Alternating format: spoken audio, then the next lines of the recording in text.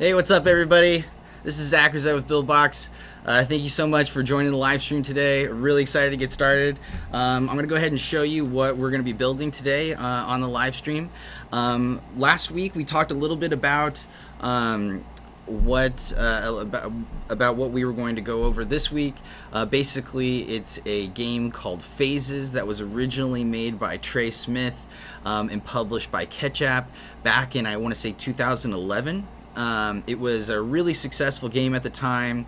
Really cool game. It was played by PewDiePie and stuff like that. A bunch of streamers came on and played it because it was very challenging and you had to have these very exact movements and stuff. So basically, I'm going to show you what I've got here today. I want to start building this out in 3D and build a 3D version with you. So I'll go ahead and just quickly preview what we're going to be building.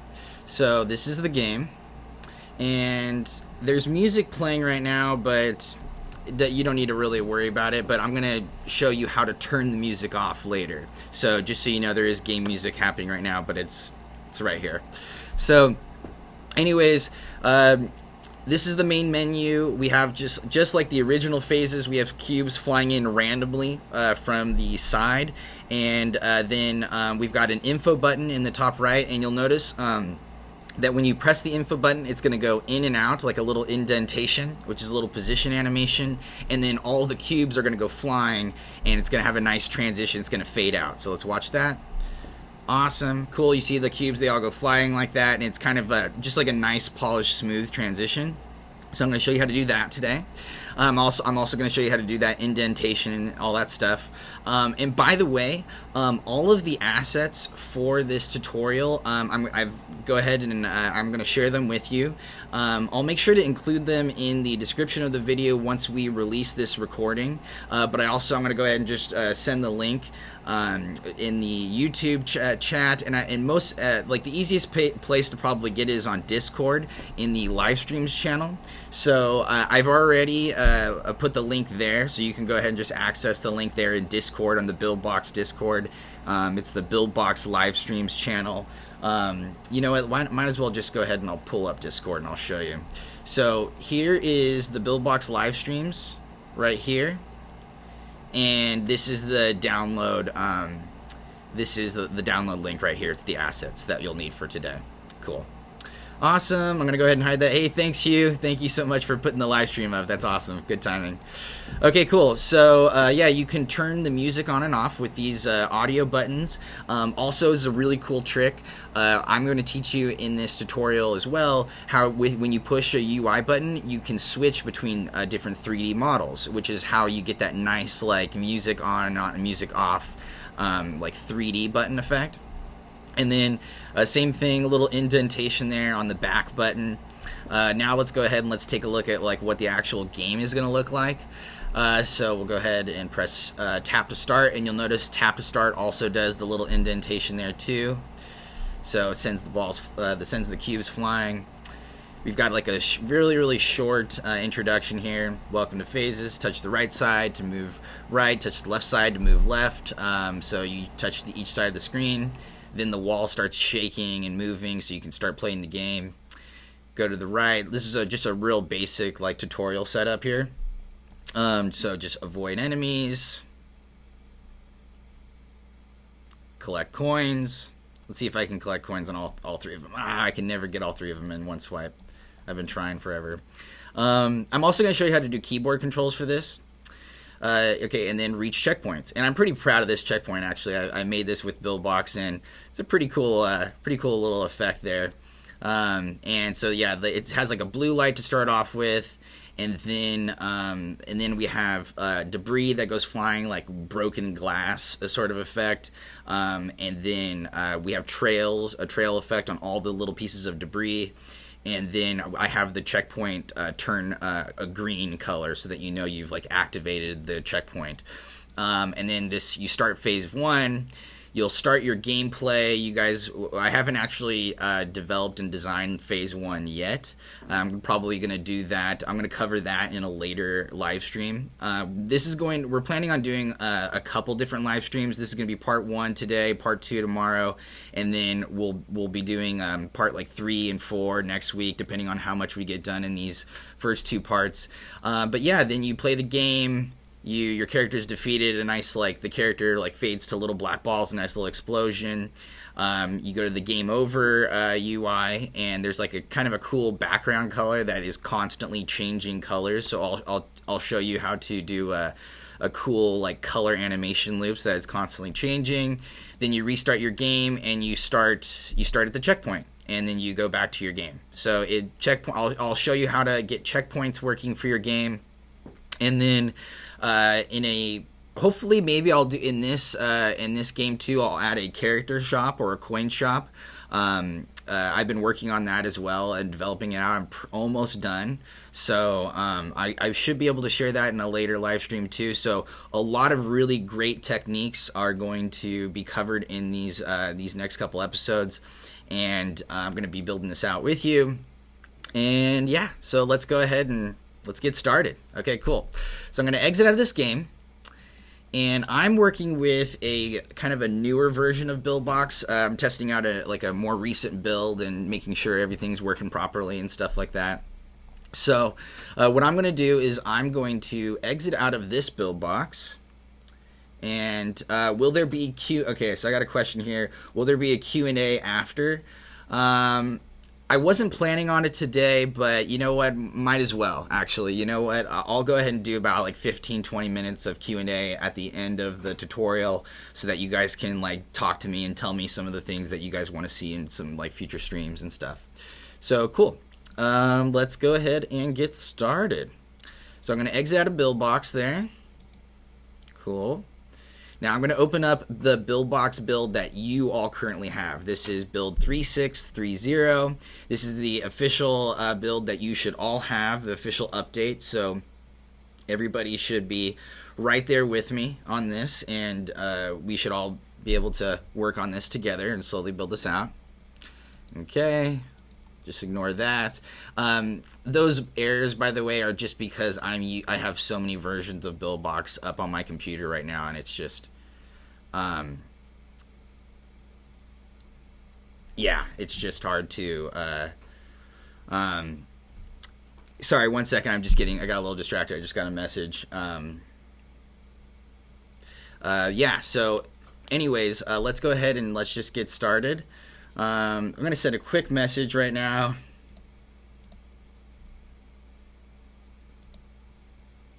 Hold on 1 second. I'm going to share the live link with somebody.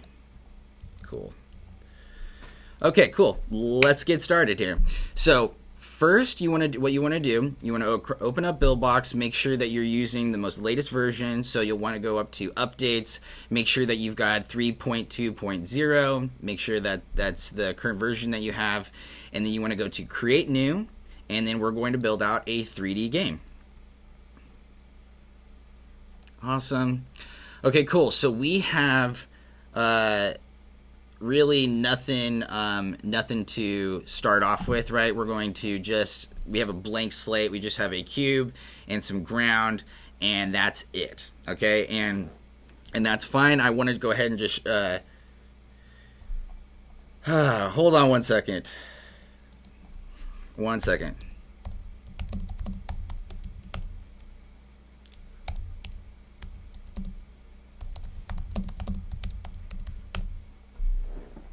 Okay, sorry about that. So I'm going to go ahead and go over here to the ground, and we don't really need the ground for this, so we're just going to go over here to the top right, and we're going to select it says ground type, and we're going to just select no ground. Cool. Okay, and then we're going to go ahead and we'll keep this cube. We might as well just use this cube. And I'm going to rename it though. I'm going to rename it let's call it the floor. Okay, and I'll call it floor 1. just because we might be using different floor pieces or ground pieces later. Okay, cool. So the next thing I want to do is I want to start building out this main menu. So first what I want to do is I'm going to actually change the camera view to be, I'm going to change the camera view to be 0 here. I'm going to change the position for the camera view to be 0, 0, 0 to start off with. And we might change that in a little bit, but I just want to start off with all zeros across the board. And then I'm going to change the rotation to 0 as well. Okay, perfect. And then let's go ahead, and it's always a good practice to save your game quite a bit. So I'm going to go ahead and save my game real fast. So I just hit Command S on my keyboard. If you're using a Windows or a PC, you want to hit Control S. You can also go up here to File and then hit Save as well, but I just like using the hotkey. So I'm going to go ahead, I'll save it to my BBDocs file here that I've got set up for phases. And let's call this one Phases Livestream Demo. Cool. And then I'm going to hit save. Okay. So next, let's go ahead and let's move the camera back a little bit so that we can like see everything the way it's supposed to. Now I'm going to just move this back. I'm going to slide this back a little bit. And then I'm also going to go into camera view so that I can see this okay, and it looks good. One thing that you'll notice right away is that we are in portrait mode. And that's not what we want. The original game Phases was made in landscape, and so what we want to do is I wanted to try to kind of mimic that, and so what we're going to do is we're going to switch to landscape real fast. So I'm going to get out of camera view now. I'm going to go over here to settings in the upper right hand corner, and next I'm going to go to the orientation, and I'm going to change it to landscape. And then I'm just going to press OK. So now when we go back to our camera view, you'll see, hey, we've got this landscape view. And if this happens, if you see like that the landscape is kind of like cut off on the edges, one technique that I do, you can first off you can go ahead and make the outliner go like bigger and smaller. That's one way to do it, so that you can see like the entire like frame of the phone. Or you can just simply, move it up a little bit like this, and it'll resize. So that's one way to do it too. So I'm gonna go ahead and for right now, I'm gonna go ahead and just leave it like this for right now. Okay. Next, I'm going to make this a little bit smaller. Let's go ahead, or sorry, we're gonna make this a little bit longer, a little wider, because I'm going to have this be the floor of the main menu that you saw before. Okay, and so then let's go ahead and go down with it. And I believe the rotation I had on the ground before was -17. Now let's go ahead and make sure that that's right. -17, something like that, and then stretch it out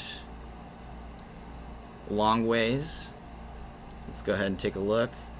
Okay, that looks about right. I'm gonna go ahead and I'm gonna angle it up a little bit differently actually. So let's go ahead and let's tweak this a little bit.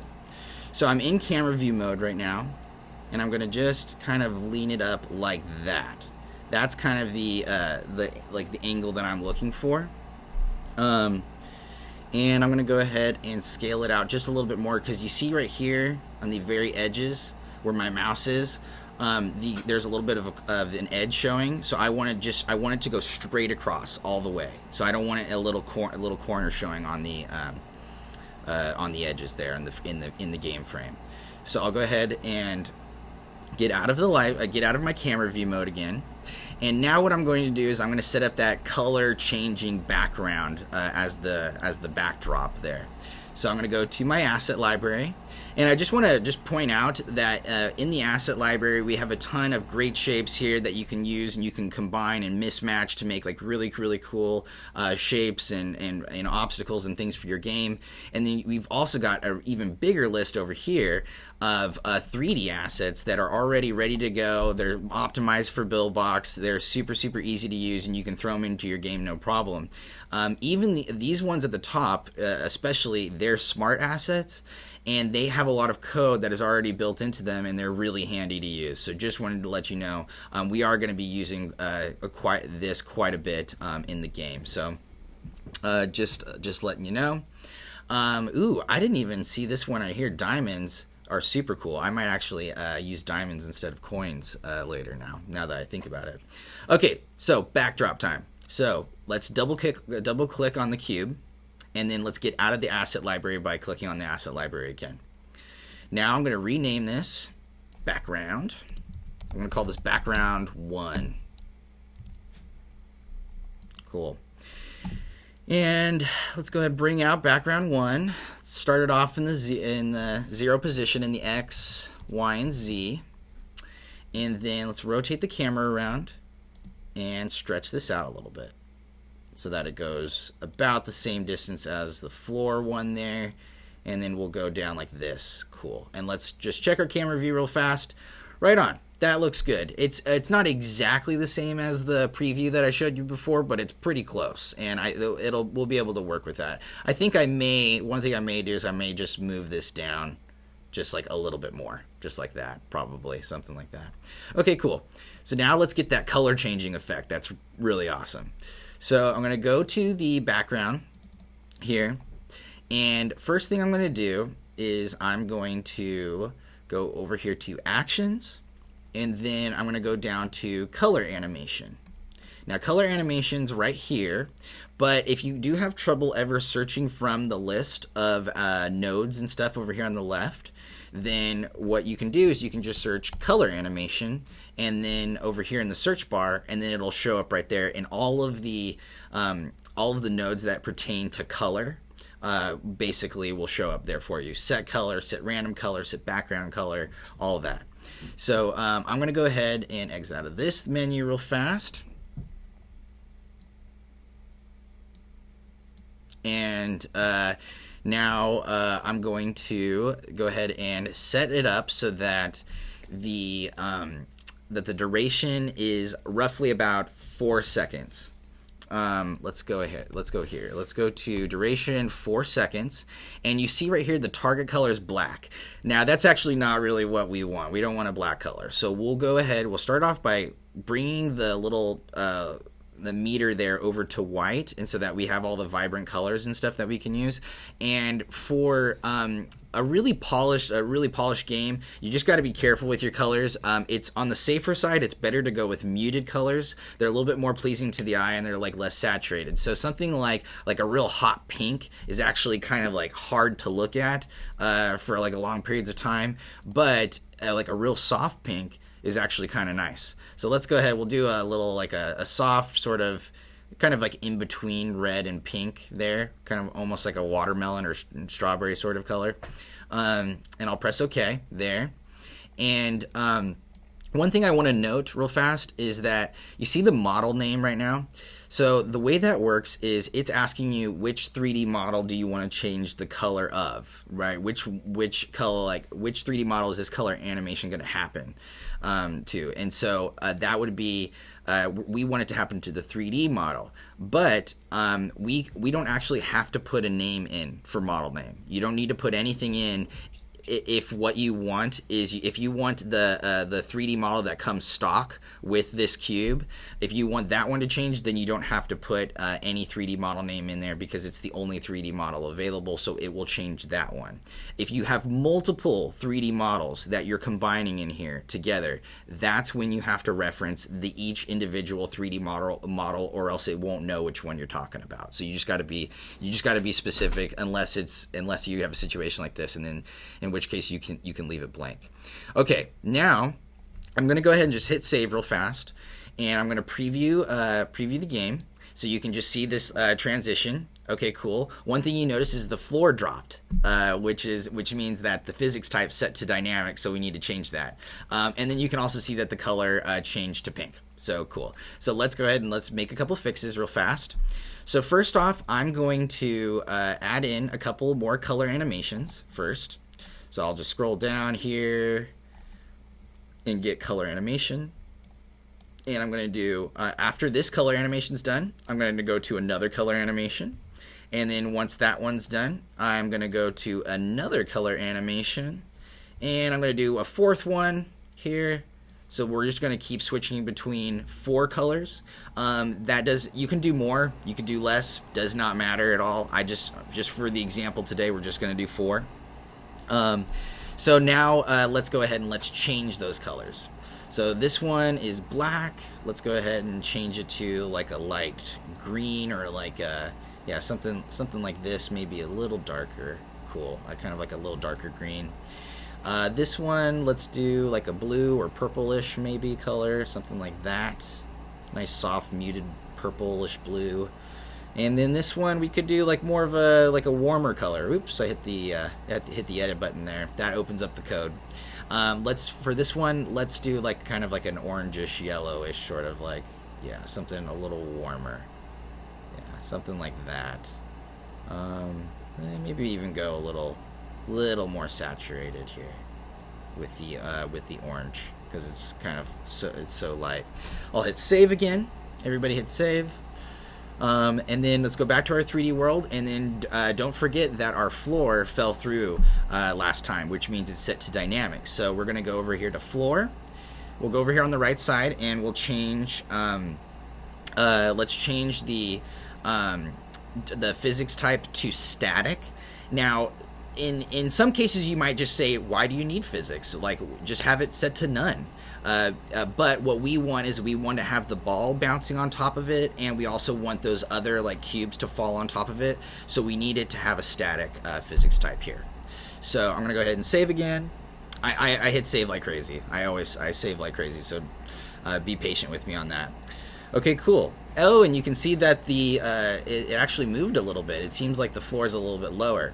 But now you can see that we have this really slow kind of gradual changing effect. Oh, wait, actually it's not so slow anymore. It's slow for pink, but it's not slow for green, purple, and orange. And that's because I didn't set the duration correctly. So let's go ahead and fix that. So first I'm going to raise the floor up a little bit. Just like that. Cool. And then I'm going to go over here to my background color. I'm going to go into the node map, and I'm going to switch the duration on these other 4 color animations to 4 as well. Sweet. Cool. Thanks, Curtis. You're awesome, man. Thank you. Okay, and I'm going to save again. All right, now let's take a look. Okay, I went a little bit too high with the floor. You can tell I went a little bit too high. It's not exactly what I wanted, so I'm going to lower it down just a little bit more, and then I think we're going to hit the sweet spot. Okay, and then now we've got this cool like color changing effect, and I'm not super stoked about that orange. That orange is a little bit too saturated. It kind of hurts my eyes, so I'm a big baby. I'm just going to like make it a little bit more muted. All right, now 3D world. Let's lower this down just a little bit more. That should be fine. I don't need to get too picky here. Okay, now I'm gonna save my game again, and then let's add in. Okay, what should we add in next? Let's do the title. Let's do the title. Okay, so now we need those phases assets that I sent you. Okay, so just a quick reminder here for everybody who doesn't have the phases assets. There's a link on Discord in the Buildbox Livestreams channel. And you can just download all the physics assets for this video. Just keep in mind that if you, if you're watching this recording, the description of this video will have the link to download the assets. And then I'm gonna just quickly, real fast, I'm gonna grab the link and I'm gonna share it with everybody in the YouTube live stream chat that I've got off here to the side, so that you can all just access it super quickly too. So I'm gonna go down here. I'll paste it. hopefully you guys can copy and paste that. I'm gonna try one more time. Oh, the only thing is when you type in the word Buildbox, it really highlights it in orange. Kind of weird. Anyways, I just did it again. Just posted it twice. I don't know why I did that, but anyways, all right. Now we're gonna get the phases assets out, and let's go ahead and make this put this game title. Okay, so right here, I've got my phases assets over here. You can see them right here. And I went ahead and I made all these for you super fast in Blender. So really fast. I think we may put some of these into the software as well, so that you can just grab them anytime you want, but feel free to use them here too. So what we're looking for now is the game title, Phases title. So I'm gonna go ahead and just drop it in here, just drop it in as an object. I'll go ahead and get rid of the phases assets for right now. We will be using them a lot later, so keep it handy. Okay, let's go ahead and click in Buildbox again. Bring phases up over here, and then just rotate it, I believe, like 90 degrees. Yeah, 90 degrees in the X rotation. Okay, cool. Perfect. Now let's make it a little bit bigger. Let's go big with it. Nice. Now, one thing I notice is that when you go big, it gets like really elongated, like stretched out this way. I don't think it looks as good. So what I'm going to do is I'm going to just kind of shrink it down a little bit and go something like this. Yeah, just a little bit 3D, but not like, not overdoing it.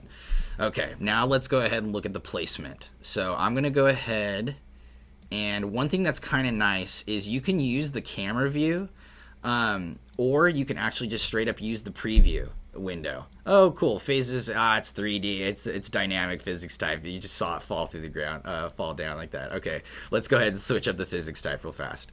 So, okay, phases title, switch it up to none. We don't need it to actually be, we don't need it to have any physics at all.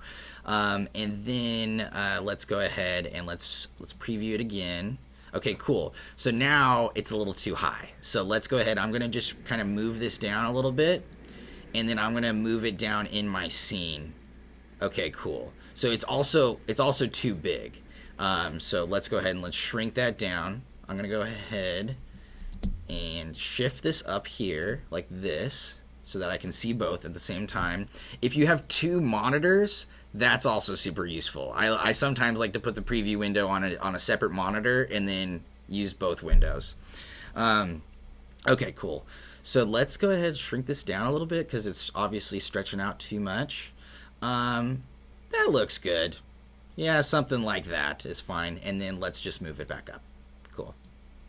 Sweet. And then personally, I don't like the shadow. I don't like that phases 3D showing up on the background. So there's two ways that you can get rid of that. So let's go over that. So I'm going to exit out of this window, preview window. I'm going to go ahead, save my game. Everybody save. Okay. And then for the background color, you can either make it so that the background color has the receive shadow turned off, or you make it so that the phases title does not cast a shadow. So, okay, now we may end up making it so that the background color just does not, let's go ahead, let's do that. Let's just do make it so that the background color does not receive any shadows at all. So it just stays like that nice color changing thing, and it doesn't have anything happen in there. So we're going to go into the background one's node map. We're going to select the 3D model, and we're going to go over here to the right side, and we're going to toggle off the receive shadow attribute. Okay, so now when we preview the game, no shadows. Cool, and we're good. Now this is coming along. This is looking a little bit better. I think what I want to do now is let's go ahead and add in our little main character. This isn't going to be the main character for our game.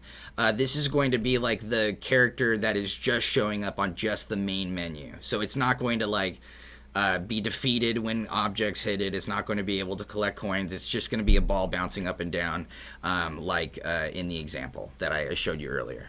So let's go ahead and exit out of this. Let's go back to our 3D world.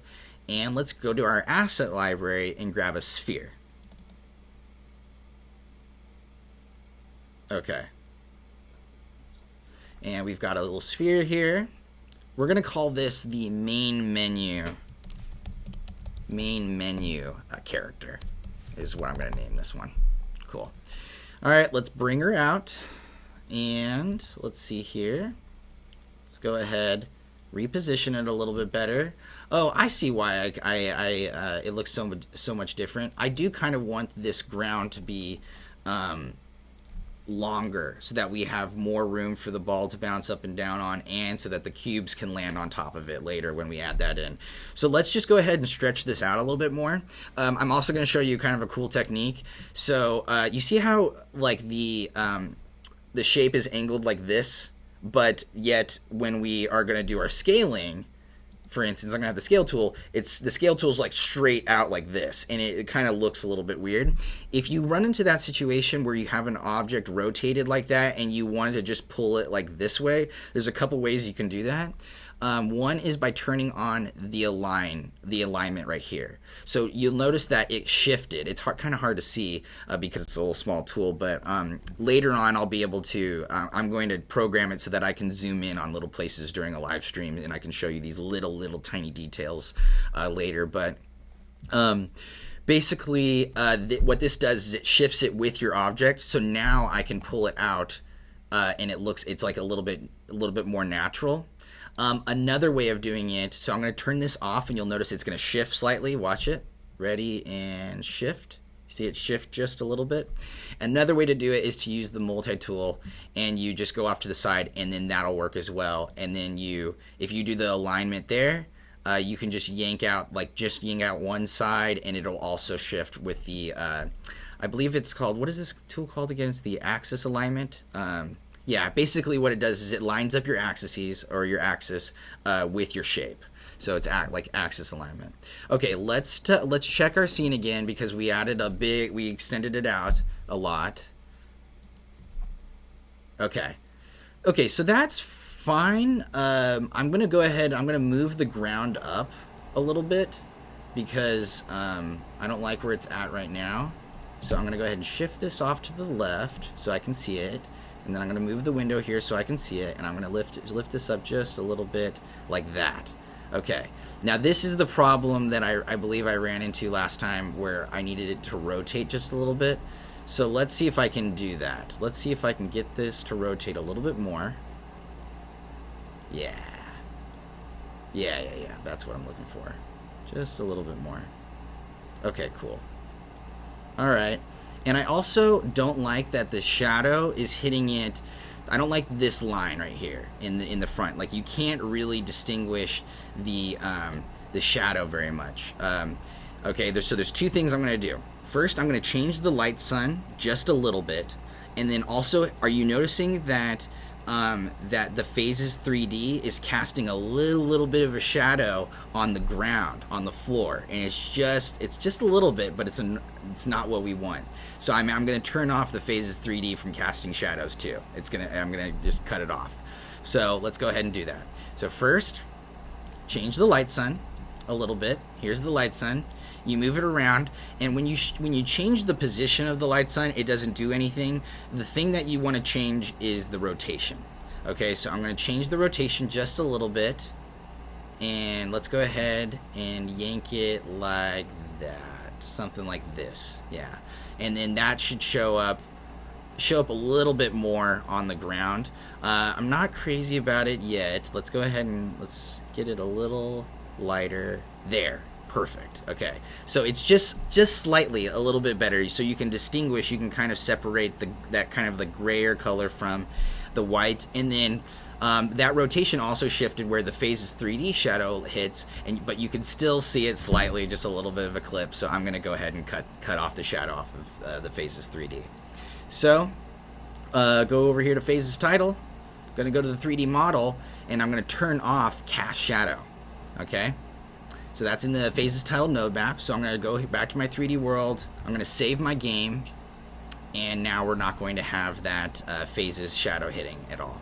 Okay, cool. Now we've got this ball. Let's do the main character ball going. And so let's grab that ball.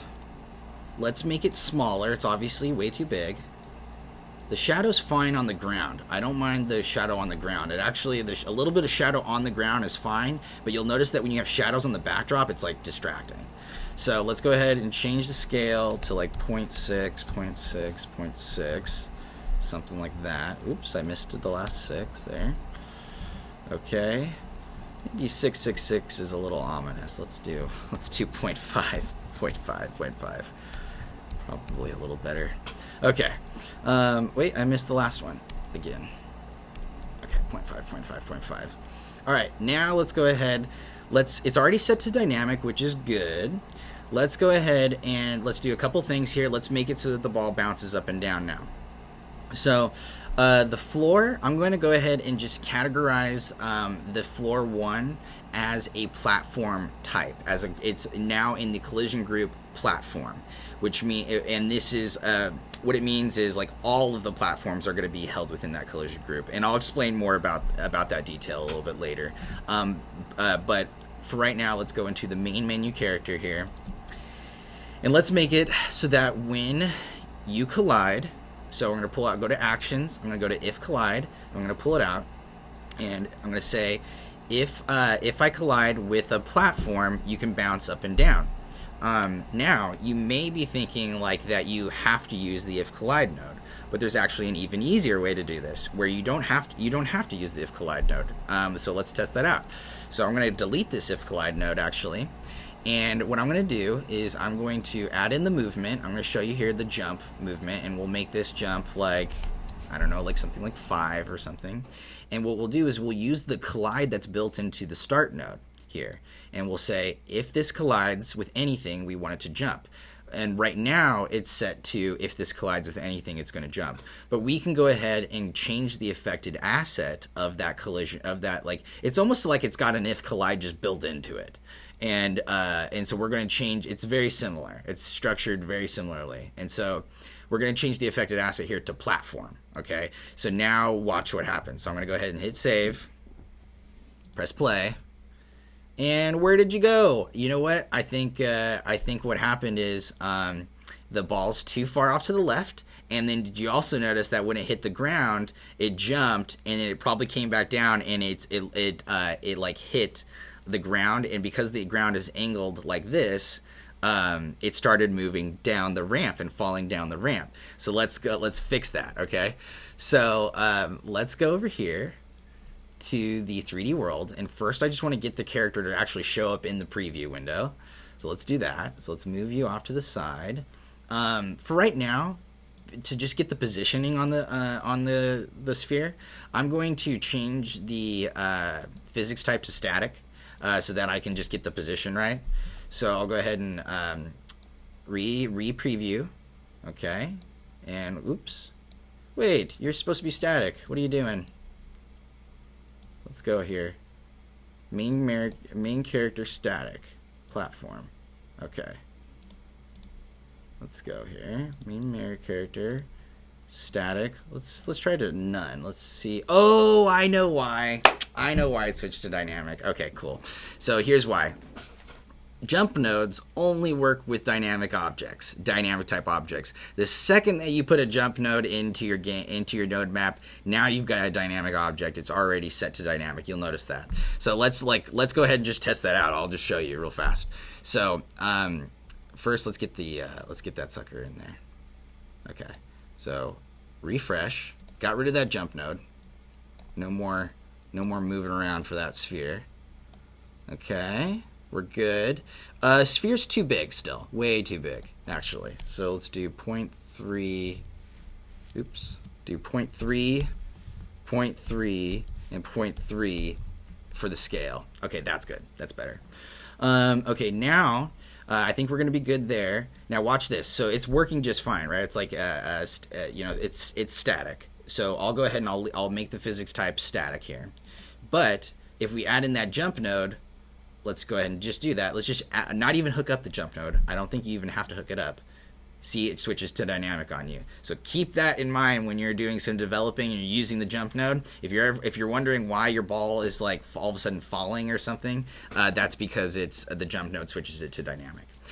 which is actually fine. We actually want it to be dynamic, but I wanted it to just be static for a little bit so I can get the placement right. So here's the deal, though. So we are going to set it up so that it still hits the platform and it's jumping, but if we don't set this up correctly, what's going to happen is it's going to jump, it's going to hit that angled ground, that angled floor 1 that we have it kind of rotated, and it's going to bounce and start heading the other direction, which we don't want. So we got to lock in the object so that it's not moving, not moving away from us and falling off that ramp. So we're going to change the rotation factor to 0, 0, 0. That one is just honestly just a preference. You don't even need to change the rotation factor. The most important thing is we need to change the position factor on the X to 0, and we need to change the position factor on the Z to 0. So what this does is it prevents the ball from now we're stopping the ball from rotating like crazy, and we're stopping it from moving this way and this way. So it's just moving up and down now. Okay, cool. So let's go ahead and test that out. So I'm going to save. Everybody save. Okay, and let's go ahead and put play. Whoa! Jump node set to 20 automatically on the Y. Oh wow, so that's way too high. Okay, so let's lower that jump force down a little bit. Let's do like 5. I don't know if 5 is gonna be enough either, but let's see. Yeah, 5's not enough. Let's do like 8. Okay, refresh. Yeah, that's fine. That's fine. Like 7 probably is good enough too. It's a little bit different than the one I set it up, but I think like for all intents and purposes, this is gonna be fine. Okay, cool. Now so we've got the main character decoration. Now let's get those cubes flying in there. Let's get the tap to start button working. Let's get an info button working, and I'm going to show you how to do a nice like fade in opacity change transition so it looks real smooth. So let's start with that animation a little bit. Let's go ahead and do that. So what I'm going to go ahead and do now, this is going to be super trippy. It's going to be like Inception here. Whoa, bringing the live stream into the actual view. So what I'm going to do is I'm going to hit Command Shift and 4 on my keyboard, and I'm going to take just a little bit of I'm going to actually hit Escape, and I'm going to take a little chunk out of this white, real white section that YouTube has. So I'm going to take this little white square here, and that's all you need. If you're on a PC or a Windows computer, you're going to use Snipping Tool. Okay, so search your Windows for Snipping Tool. I'm obviously not on a PC right now, so I can't show you, but you're going to use Snipping Tool and just get a little chunk of white. Okay, that's all you need right now. Okay, and I'm going to move the chat out of here.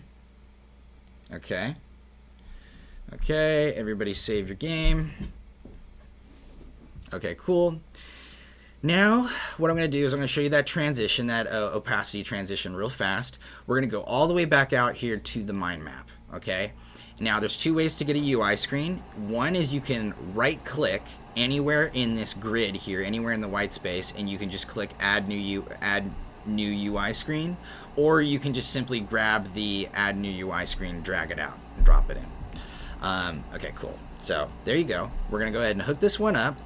Let's go ahead and rename these a little bit. Let's call this Main Menu World. Main Menu World. Or let's call it Main Menu 3D World, just to be even more specific. And then I'm going to call this, I'm going to copy and paste that. I'm going to call this Main Menu UI Screen. Cool. Okay, cool. So we got a main menu UI screen. I'm going to do a really simple transition here to show you. So let's go over here, double click on the main menu UI screen, bring that little screenshot in here, drop it in as an image type. Okay. This is why it doesn't matter how big the screenshot is either, because you just stretch it out inside Buildbox. And honestly, it's probably better. It's probably better to go a little bit on the smaller side when you're using these assets, because it takes up less space in your atlases. And I'm gonna go ahead and save my game. I'll show you what atlases are so that you understand. So you go up to the top left and you go to View and you go to Atlases. All right. And then your atlases are all of the images that you use in your game.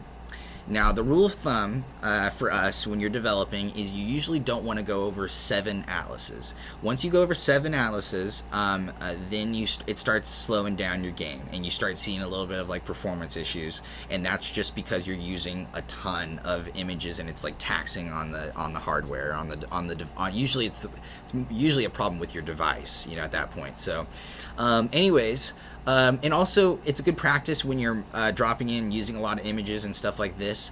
It's a good idea to optimize and rebuild your atlases quite often. Okay, cool. So I'm going to exit out of atlases. That's just a little bit of an aside. Now we're going to go over to the bottom left corner, and we're going to go to the open event here. All right, so we're going to go to open event. Now we're going to select our image, our white image, and we're going to hit record. Okay, we're going to hit the record button. Now, be careful when you hit the record button, because what happens is whatever movement, whatever manipulation or change that you do, now it's going to, oh my gosh, DJ, one of our mods, I think, said that he had 52 atlases once, which is a lot. That's a ton. But anyways, be careful when you hit this record button, because whenever you move stuff around, it's going to save it as like an animation marker. So just every move and thing you do once the record button's on, it has to be exact. So let's go ahead and let's start off by first I'm going to go ahead and just lower it down to about 30 frames instead of 40, because I think 40 is a little bit too much. And we're going to start off by going to the opacity in the upper right hand corner, and it's set to 1 currently, and all we're going to do is we're just going to hit enter on our keyboard. Now when you hit enter on your keyboard, you'll notice that there's this little green marker, this little green box that goes on the bottom left, right? Okay, so what that does is that means that an animation marker is taking place there. That means it's a placeholder. So you know an animation marker is taking place there because of that. Now what we're going to do is we're going to go move the marker over here to 40, and you can drag and drop. You can drag and move it, or you can simply just click it and it'll automatically go there. If you go to the 30th frame, and then at the 30th frame we're going to change the opacity to 0, and we're going to hit enter. So now we're going to turn off the record button, and let's hit play, and you can see it just does this nice fade in, nice opacity fade in here. So let's go ahead and go back to our main menu, 3D world. I'm going to hit save again, and then I'm going to go ahead and I'm going to press play. Cool. So it's subtle. It is subtle, but it's a slow fade in. It's going to be less subtle when we transition to like our info UI, into our actual gameplay, into a game over UI. It won't be as subtle. It's just kind of it's hard to notice when you first put the first one on. Okay, I'm gonna take a little sip of coconut water here.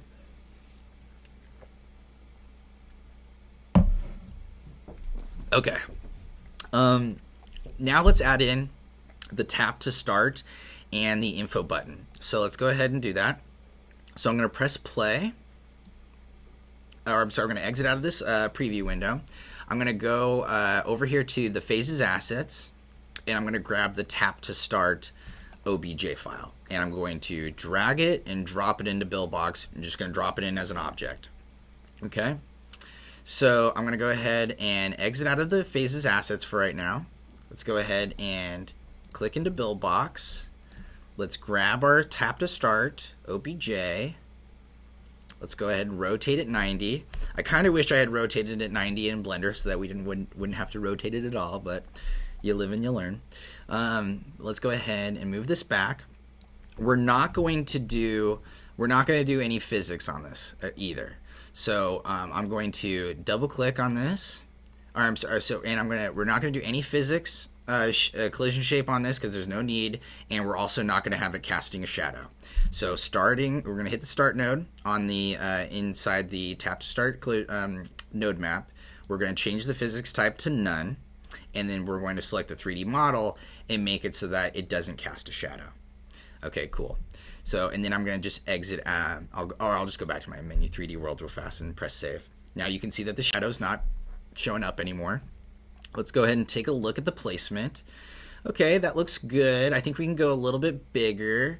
Let's also check, yeah, we can go a little bit lower and a little bit bigger. So let's go ahead and do that. So I'm going to get out of the camera view inside Buildbox. I'm going to click the Start tab. I'm going to get it down just a little bit and maybe make it a little bit bigger. Something like that. And then I'm going to tighten it up a little bit because I don't like the way it's like so elongated. So let's go ahead and take a look. Let's do something like that. Yeah, a little bit more subtle. Okay, cool. And let's take a look. How does that look? All right, cool. Tap to start. Heck yeah, I think that looks solid. Okay, let's go ahead and exit out of phases real fast. Everybody save your game.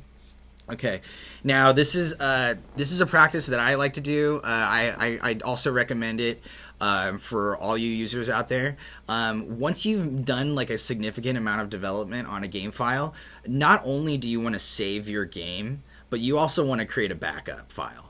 So this is at this stage. This is when I start making my backups, and I usually have at least 2 backup files.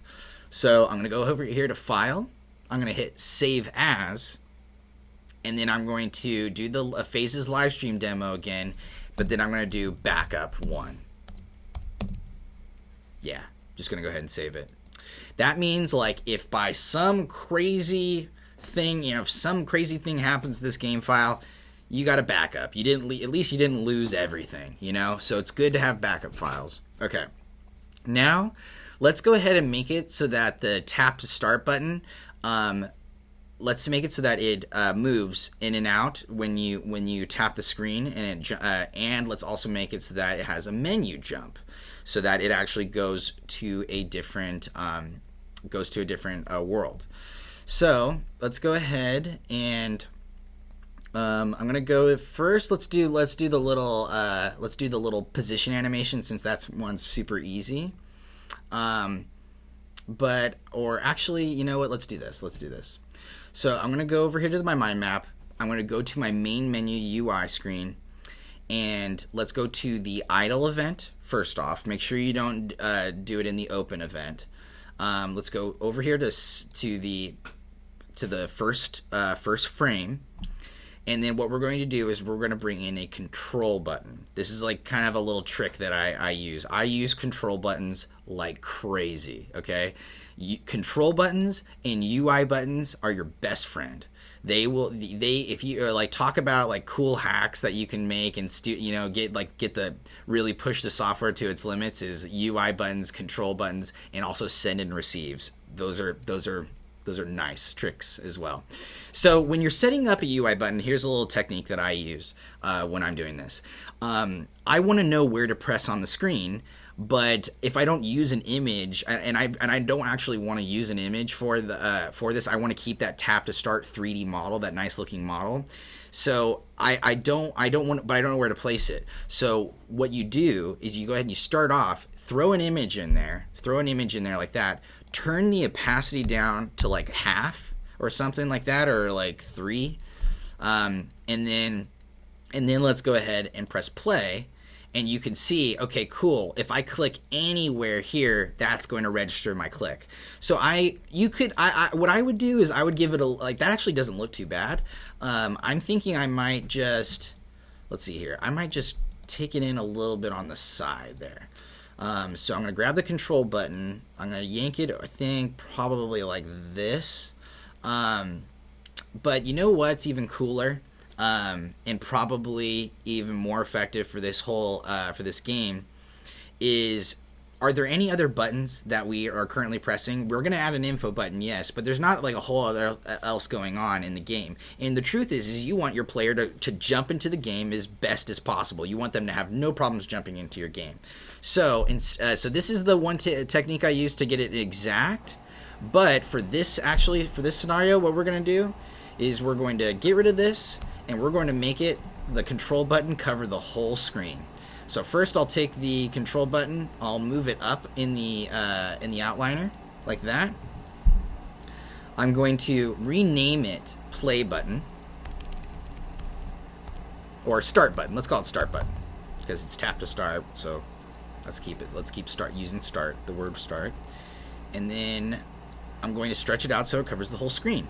So if you tap anywhere on the screen, it's going to play your game. So probably a lot better. Okay, so we've got this all set up now. We're good to go here. Now let's go to the tap to start OBJ file. Now I'm going to go over here to controls, and I'm going to grab a UI button.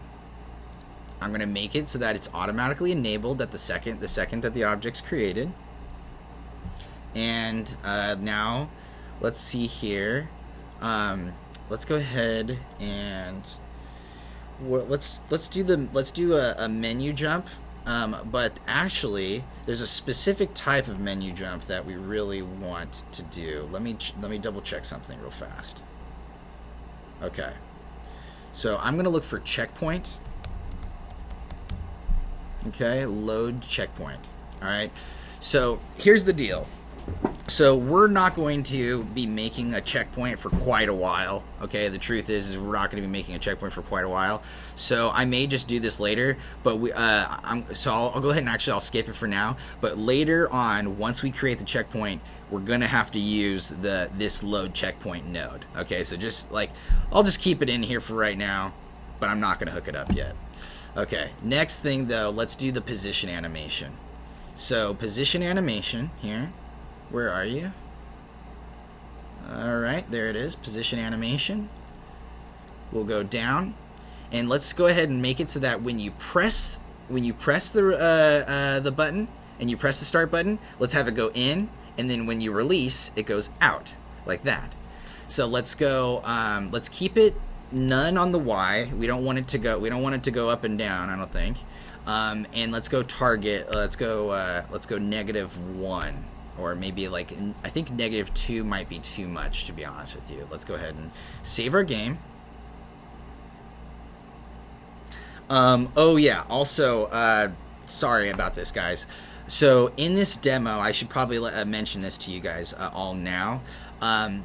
In this demo, I'm going to do a game that does require 4 3D worlds, and because I see a couple of people commenting about it and saying that hey, I only have the free version, so I can only use 1 world. Unfortunately, the free version only has 1 world. If you would like to follow along with this demo exactly like I'm doing it, you are going to need the Pro version or the Plus version to get multiple worlds. So yeah, so just a heads up there. So if you do kind of run into that problem, make sure to upgrade if you can. Okay, let's go ahead and let's test this out now. Go ahead and press play. So I'm going to tap. And okay, nothing happening. Why is nothing happening? And that's because we didn't hook up the UI button just yet. So it's not registering the click. So let's exit out of the phases. Let's select our UI button, and let's go ahead and change it so that it's the start button. So when it starts, it's going to move. Move back to. So I'll go ahead and hit save. Press play. Ah, okay. So it moved. It moved to the left, which is not what I was hoping. So let's go ahead and let's switch that up. So let's, instead of -2 in the X direction, let's do maybe -2 in the Z. Let's try that again. Okay, here we go. Yay! Okay, cool. So -2 is too much. That's too much going back.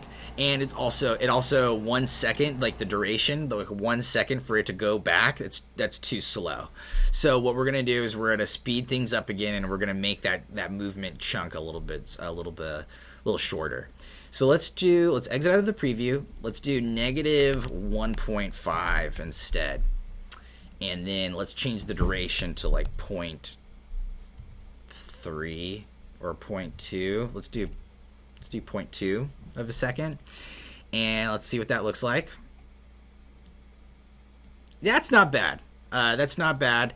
I also don't really like the in and out cube animation because there's a slight delay in the very beginning. It's not complete. It's not punchy the way I like it to be. So I'm gonna switch the the easing function to linear, which is just whoom, whoom, very straightforward. No like for instance, let me just show you a couple of ease in and out animations. Like for instance, the bounce. Like this is another type of easing function that you can use. I'll go ahead and press it, and you see how it kind of like shakes a little bit. So it has like a little bit of a bounce.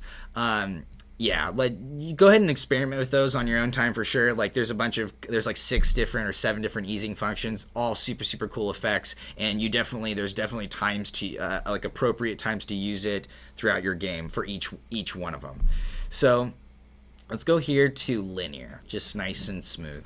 Okay, cool. And then next, what I'm going to do is I'm going to just hit S on my keyboard, and what that does is it creates a copy of the position animation.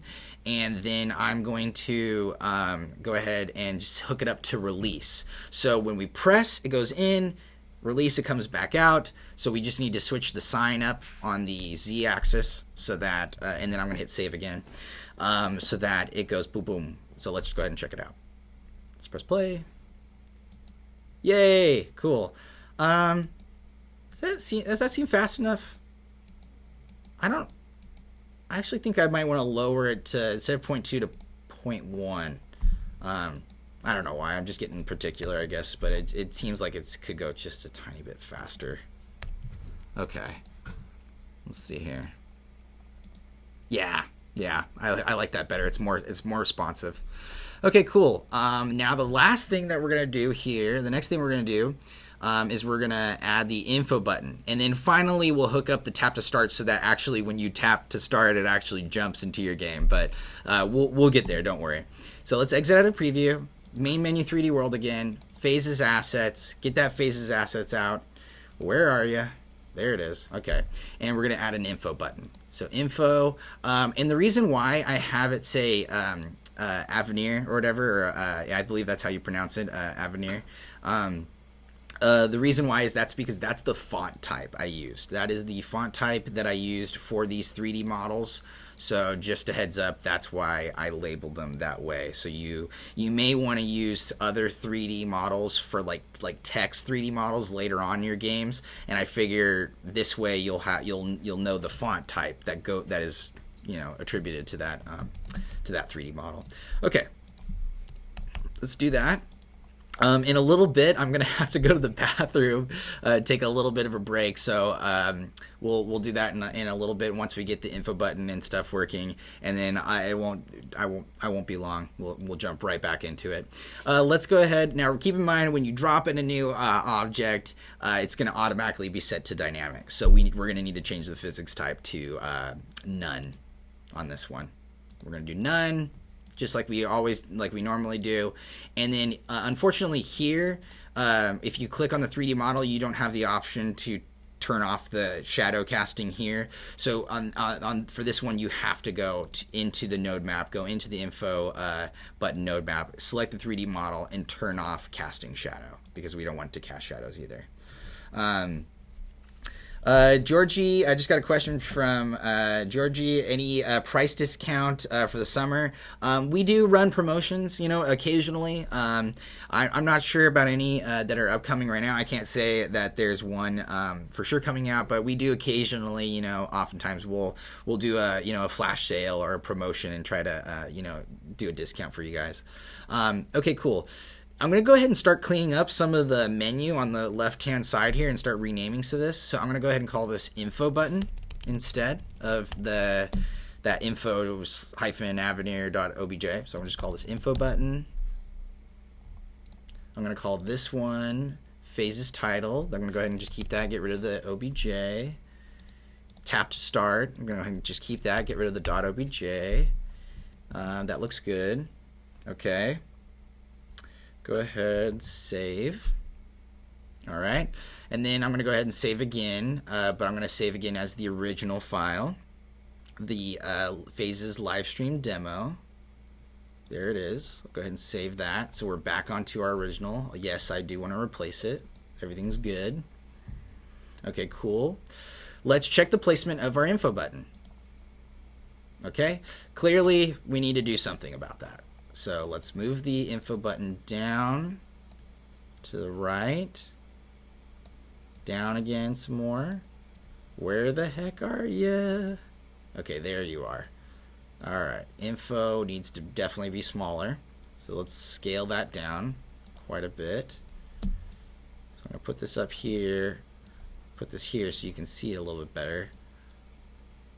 Yeah. Okay, cool. And then I also don't like how much is coming out. So just like info, yep.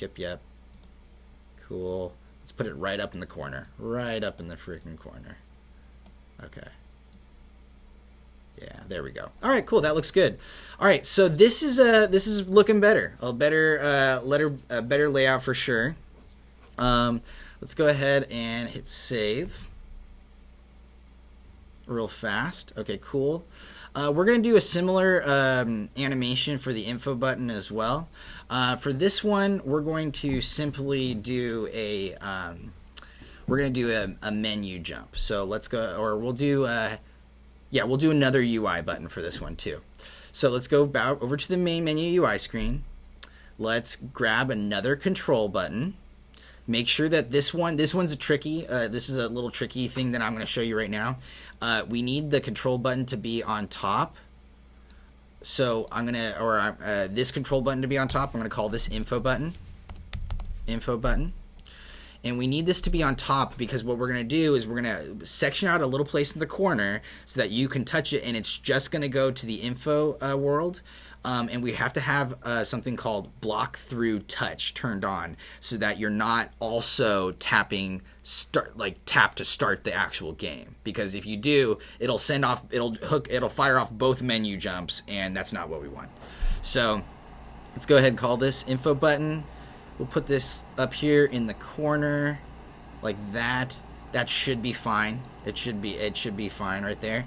Info button, and then make sure block through touch turned on. It's going to have it turned on automatically, but just make sure. Okay, go ahead and save. Okay, now what you'll notice is that let's go into our 3D world. Let's do go to our info button. Let's grab another UI button here and make it sure it's enabled. We'll grab a couple position animations again. Couple position animations. Alright, and we're gonna make this one go 0, 0, or empty, and negative 1.5 to start. We'll have to double check that, make sure that works. And then we'll do empty, then 1.5, have it come back out. And then the duration, we're going to, just like last time, we're going to do 0.1 and 0.1, so it's nice and responsive. 0.1 and 0.1. We'll hit save. Okay, cool. Let's just double check that it's working. All right, it's not working, and why is that? Because I forgot to hook up the UI button again. So let's do that. Exit out of that, go to the UI button, and select info button, so that when you hit the info button, now stuff happens. So let's press play. And way too much. Holy cannolis. Wait, I must have put 15 or something. That can't be right. Negative 1.5? Wow, that moved like crazy. Okay, let's do like, negative 0.2. Yeah, let's do like negative point, and then positive 0.2. Let's check that. That's 2.2. Cool. Try that. Yeah, there it is. I like that. Little info button push there. Little tap to start button push there. Little action. Now we can actually start making it like things happen. Let's see here. Actually, before we do the menu jump, like literally, like the last thing that we're gonna do is I want to set up that little the cube fire, like the cube launcher from the side, so that we can so it's like a cool effect.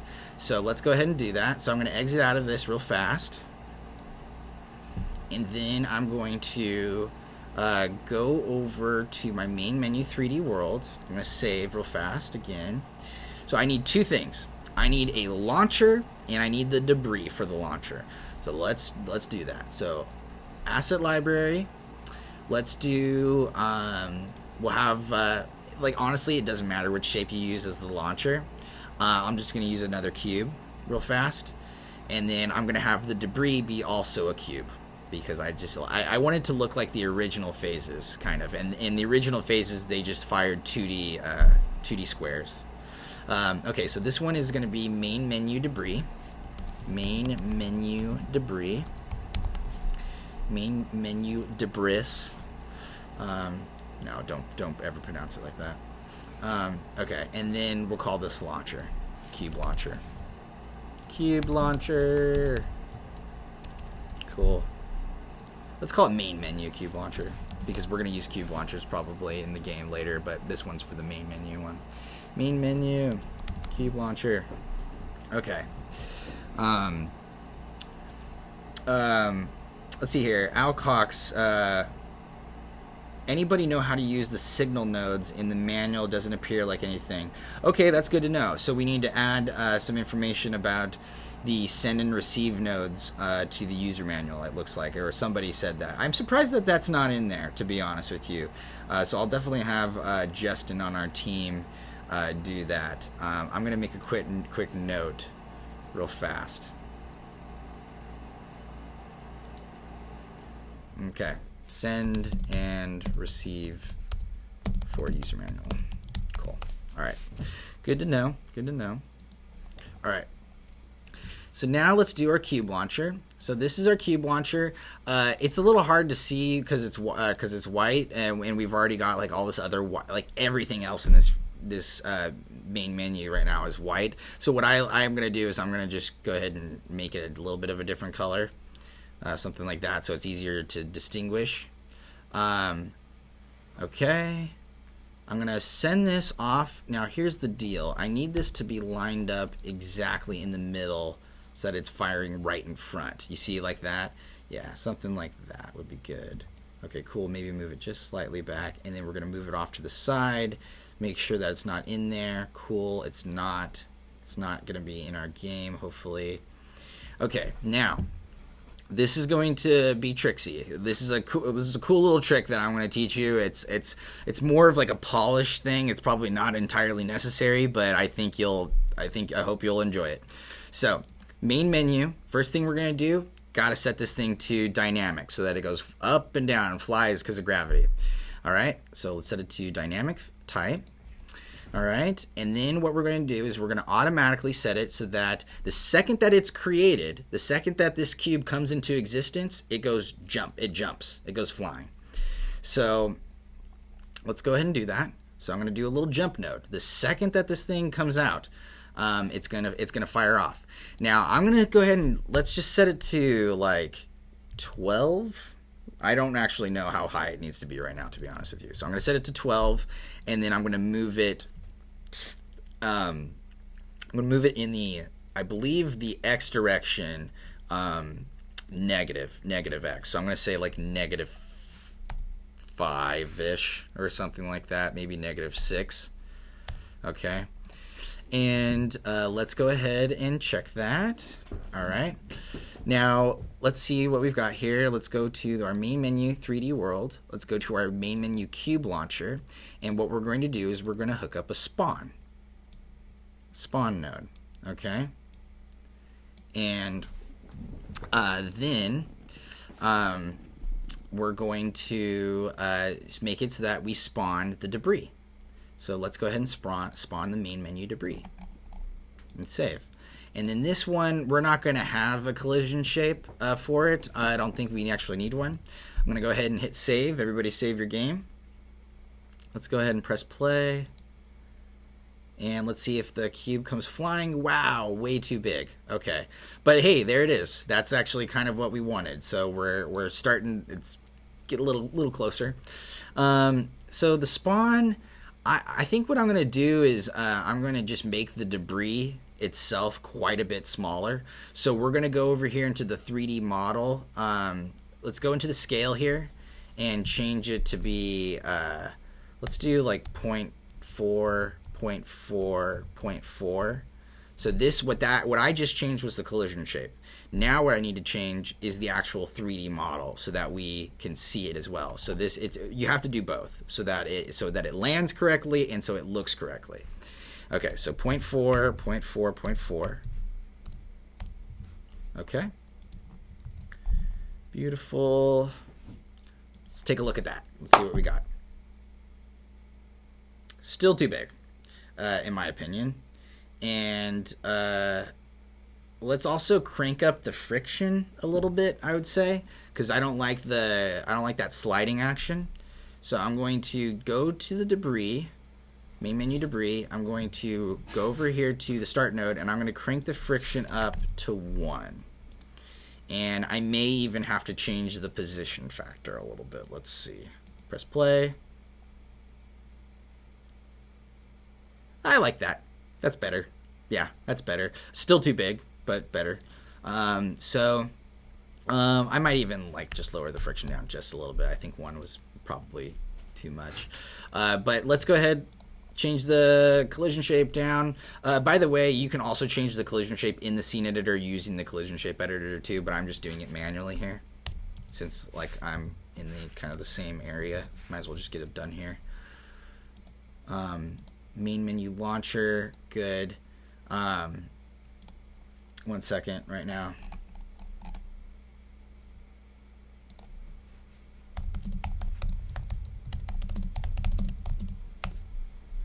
Okay, so now let's go ahead and let's take a look at this. Let's see if this is the right size. Still too big. What's going on there? That's weird. Okay, 0.3, 0.3. Oh, it's because I haven't changed the model yet. I got distracted. Don't do that. Okay. Cool. Yeah, I knew something looked a little off there. Oh, that's why it shrunk down. Okay, cool. I actually like that size, to be perfectly honest. I do like that size. Let's do. Okay, I'm gonna crank the friction up again just a little bit, and then I'm going to do just a tiny bit smaller. I'm going to do 0.27, 0.27, 0.27. Or let's do 2.5. Let's do 2.5, 0.25, 0.25, 0.25. Yeah, somewhere between 0.2 and 0.3. Okay, 0.25, 0.25. Okay, 0.25. Okay. Let's take a look. Yeah. All right. Little good looking bounce. I think the position factor is too much. I think we're moving a little bit too much in and out. So I'm gonna go ahead and change the position factor to something like 0.4. Yeah, let's take a look at that because I don't really want it flying too far away. Yeah. Okay, there's still a little bit of sliding going on. Okay, let's do the friction up again. Let's do 1.5 on the friction. And let's try that again. I don't want too much sliding. Yeah, that's it. That's what we want. Okay, cool. Nailed it. All right, perfect. Save your game. Go ahead and do a backup save. I would do a backup save at this point. Do a backup save. Go ahead and replace your old backup file. Alrighty. Now, let's go ahead and I do think that the jump is a little too high right now. I think maybe we need to do 10, or we might need to just move the launcher off a little bit too, is the thing. So let's take a look at what it looks like with 10 instead. Okay. So alright, I don't like that. Let's do 11. Let's do maybe 7, -7. Let's make it so now that it continuously keeps spawning. So let's see here. We're gonna do this with the main menu launcher. We're gonna do this with a couple tools here. We're gonna use a timer, which is super handy. We're also going to use another spawn node, and then to add variety, we're going to add in a wave motion. Sweet. Okay, cool. Because we want the jumps to we don't want it to just be the same every single time you play this game, right? So The way we're going to do that is we're going to do a slight randomization on the timer, and also a slight it's like kind of a 2 randomization, slight randomization on this timer, and then it's also random, like it's also moving along the wave too. So let's go ahead and do that. So hook up the wave to the start node, change it to like, I don't know, like 2 or something like that in the wave vector, and then change it to just nothing and nothing, or 0 and 0. Doesn't matter, either one will work from there. So now the cube launcher is going to go up and down like this, and then we're going to hook up this timer here, so that it only takes like maybe, I don't know, like 1/4 of a second. And when it times out, we want to spawn another one of these debris. So I'm going to hook up the spawn node so that it's another main menu debris. And then once it's done, I think you can either, I wonder if you can reset, if you should just reset the timer, or if I usually just set the timer to start going again, although I'm kind of curious now to see if it works. So I'm just going to hook it up to reset instead. And see if it continuously fires over and over and over again. Hey, it does. I like reset better. Cool. Okay, but way too fast. I mean, the timer is like, it's just way too many cubes are firing off. I'm thinking we might need to switch it up to like probably less than a second, but probably less than a second. Okay, and let's do 0.9. But a little bit more than that, and then a randomization of like 0.3 or 0.4 or something like that. Yeah, I think that'll look good. Let's try that. Okay, still too fast in my opinion. Way too fast. Yeah. Okay. Let's do that. All right, so too fast. Let's crank this up to like 1.4, and then also I do want to get the positioning down a little bit on this guy because it's kind of coming off a little weird. So let's see here. Let's see if this works. I may have to. We'll find out. I don't know if I can plant it in the ground like that. Hey, that doesn't look too bad. I don't like that the ball goes through. Yeah, I don't like that the ball is bouncing on those cubes though. So let's do this. Let's make it maybe just 5. Like maybe make the debris just jump a little bit less, like something like -5 instead, so it's not making it all the way over to the character. No, but that's not enough. Let's do -6.5 or 6.4.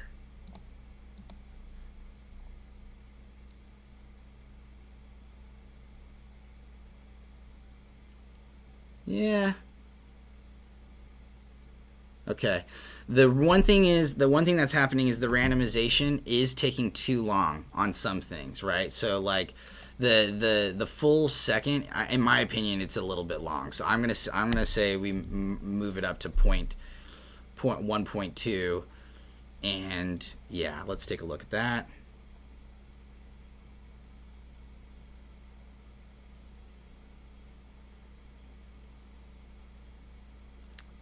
Not terrible. There's a little bit of a hold. Do you notice there's a little bit of a delay? Like in between, it'll like fire off 3, and then there'll be like a good second of it. Yeah, like right now it's dead, right? There's like none firing. My guess is what we're not seeing on the other side is that the cube is planting itself in the ground and it's not actually able to shoot cubes, and that the cubes are like falling off into existence. That's my guess. So what we're gonna do is we're gonna have to probably raise it up a little bit. So I'm gonna make sure that it's up above, and then also let's not send it as high. We might change this up a little bit. Okay. Let's also look here. I'm going to move it a little bit closer.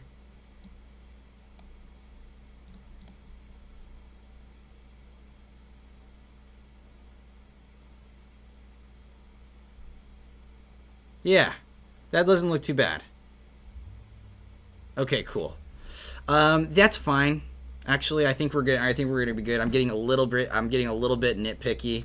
Hey, what's up, Savannah? I'm glad you joined us. Savannah is a good friend of mine. She also is a streamer, and she is watching right now on Twitch. So that's cool. Thank you, Savannah, for stopping by. Okay, I'm gonna crank down the scale finally one last time because I thought it was a little bit too big, and then we'll get moving on. Okay, cool, getting fancy. All right, let's take a look at one last time. Yeah, cool. Okay, cool. And that's going to be random each time we do it. Now I'm going to make it so that when you tap to start, we get the menu jumps and we get them all exploding and firing off. Oh, we got a cube over there, like a straggler. It's whatever. It's not too bad. Okay, cool. So let's go here. Might move this guy just back just a little bit. Okay. So I think we're good. Let's make sure that it's not in the view. Okay, great. So here's what we're going to do. We're going to do, this is kind of like a cool polish effect. So we're going to add in one more UI button here. So another control button. And we're going to make it be the same as as cover like the whole screen.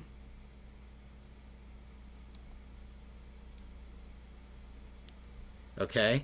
This one, the cool part about this is we're going to make it so that the cubes jump when you touch the info button and when you touch the tap to start, or like you touch the anywhere else. And the way we're going to do that is we're going to make it be layered on top, but we're going to make it so that you can touch through this button, so you're actually able to touch like multiple buttons at once, which is kind of cool. Like, yeah. So we're going to do burst button. This is what I'm going to call it, just burst. Make it all kind of burst up and explode. And then we're going to make sure that burst is on top. And then finally, the last thing you got to do is you got to make sure that you turn block touch through off. So you turn block touch through off. And so let's go ahead and save. Now we'll go to the main menu debris, and this time you will add that UI button in. We'll hook it up this time. I always seem to forget to hook up the UI buttons. Let's hook it up to burst button. And then this is kind of cool. We're going to do use a random 5 node. Where are you? Actions random 5. Cool. Nice one. And let's see here. When the button is released, we don't want it to happen when it's pressed. We want to make sure when they release, everything goes flying. Okay, so then we'll add in another jump node. Get rid of this one here, hook it up. And then I would just do like some random jumps, like let's do 9, let's do -2 and +2. Let's like hook this one up so that it's +2 and -2. Let's hook this one up so that it's -2 and -2. Hook this one up so that it's +2 and +2. +2 and +2. Maybe do a little variation on the height. Do like 7. Maybe do 11 on these. Or do 10. Get a little variation. You want a little bit of variation on each one of these jumps. Okay, hook it up. All right, let's do, 8, and then like 3 and -1. Cool. All right. Let's do that. Sweet. Okay, let me make sure that this is going to work. So the UI button is going to go, and it's going to randomly assign each one of them a random jump. Okay, this should work. Let's take a look. If it doesn't work, I have my reference. I can go back and see how I did it before. So, okay, we've got the burst button hooked up. This should work. Drum roll. Here we go. Okay, let a couple of these guys go flying in. And then tap to start. Woo! Yes. Yes. It will have an explosion, and then as it's exploding, oh my gosh, I said that like 3 times and got all tongue-tied. As it's exploding, we'll have a nice fade, like opacity change, a fade in. So let's go ahead and let's do that right now. So now we'll do the menu jump too. Let's see here. Okay, gonna go ahead and save this. I'm also going to do the backup save file real fast, too, just because it's good practice. Or actually, I'm on the backup save file, so I'll just go back to the original file. Oh, by the way, I'm sharing this BB doc with you at the end of the lesson. So as far as I get today, which is probably going to do, like, I don't know, probably do another 30 minutes or something like that, I'll share it with all you guys so you guys can all have this. So, yeah, just keep hanging around. I'll share it with you guys. Okay, now main menu 3D world, we need to get some menu jumps in there, and we need to get a new 3D world going on. So we'll call this the info 3D world. Info 3D world. We'll call this the info UI. So I'm adding another UI screen, info UI screen. Let's hook it up. And then let's go ahead and let's set up so that when we click the info button, so I'm going to double click on my info button, and when the info button is released, then we're going to perform a menu jump. So I'm going to go over here to Event Observer. I'm going to call this info button. Like basically, you might want to say info button, or you might want to say info button is pressed or something like that, or info button pressed. And then that way you know, like, okay, once info button is pressed, go here, do this. So we're going to just do a menu jump on the released. Cool. And then we're going to go back to our mind map, and then you see here it says info button now. And now we can hook up info button to an info world. So let's do that real fast. Okay, cool. Now I'm going to copy and paste the background image. I'm going to copy it from that world, and I'm just going to paste it into here so that we can you can see an example of what's going on. And then I'm going to take the camera, and I'm going to switch the camera rotation so that it's looking at things properly. Okay, cool. That looks good, but we're going to need to move it down, probably away some more. Get a little further away, like that. Let's take a look at how we're looking here. Okay, at this point, I'm just going to stretch this up. Boom. Okay, cool. Sweet. Get out of the camera view. Okay, so we're good. So now what's going to happen is when we press the info button, it is going to perform the burst, and then there's going to be but it's going to instantly jump. It's going to have like an instant menu jump, which is actually not what we want. We want a nice like fade out, like a nice kind of polished look. Let me just show you though what the instant change is going to look like so that you can see. So I'm going to press the info button, and then it's like boom, it's like flash. You're already over here, which is not really what I want. So let's go ahead and exit out of this, and let's go to our main menu 3D world again. Let's go back to our mind map 3D world. Let's go to the main menu UI screen, and at the end, in the bottom left-hand corner, you want to go to the close event. Okay, and close event. And we're going to, right now, the close event has 0 frames, and that is why it just happens like that. That's why when we do the the transition there that I was showing you, that's why it just happens instantly. So we're going to add in, I would add in only 20 frames for this one personally. Yeah, it's going to be a faster fade out, or I guess. Fade out, fade in, I don't know at this point. So we're going to select our image. We're going to hit the record button now. Make sure that we're on the 0 frame, and we're going to make sure that the opacity is at 0 to begin with. And then we're going to fade to white. So we go to white, or we go to the last frame now. We change the opacity to 1. Sweet. Okay, cool. And then we turn off the recording. So this is what it's going to look like. It's going to fade to white. And then now we just need to like reverse the white to see through on the info UI screen, and it's going to have a nice transition. You'll see. So let's go ahead and let's add that in right now.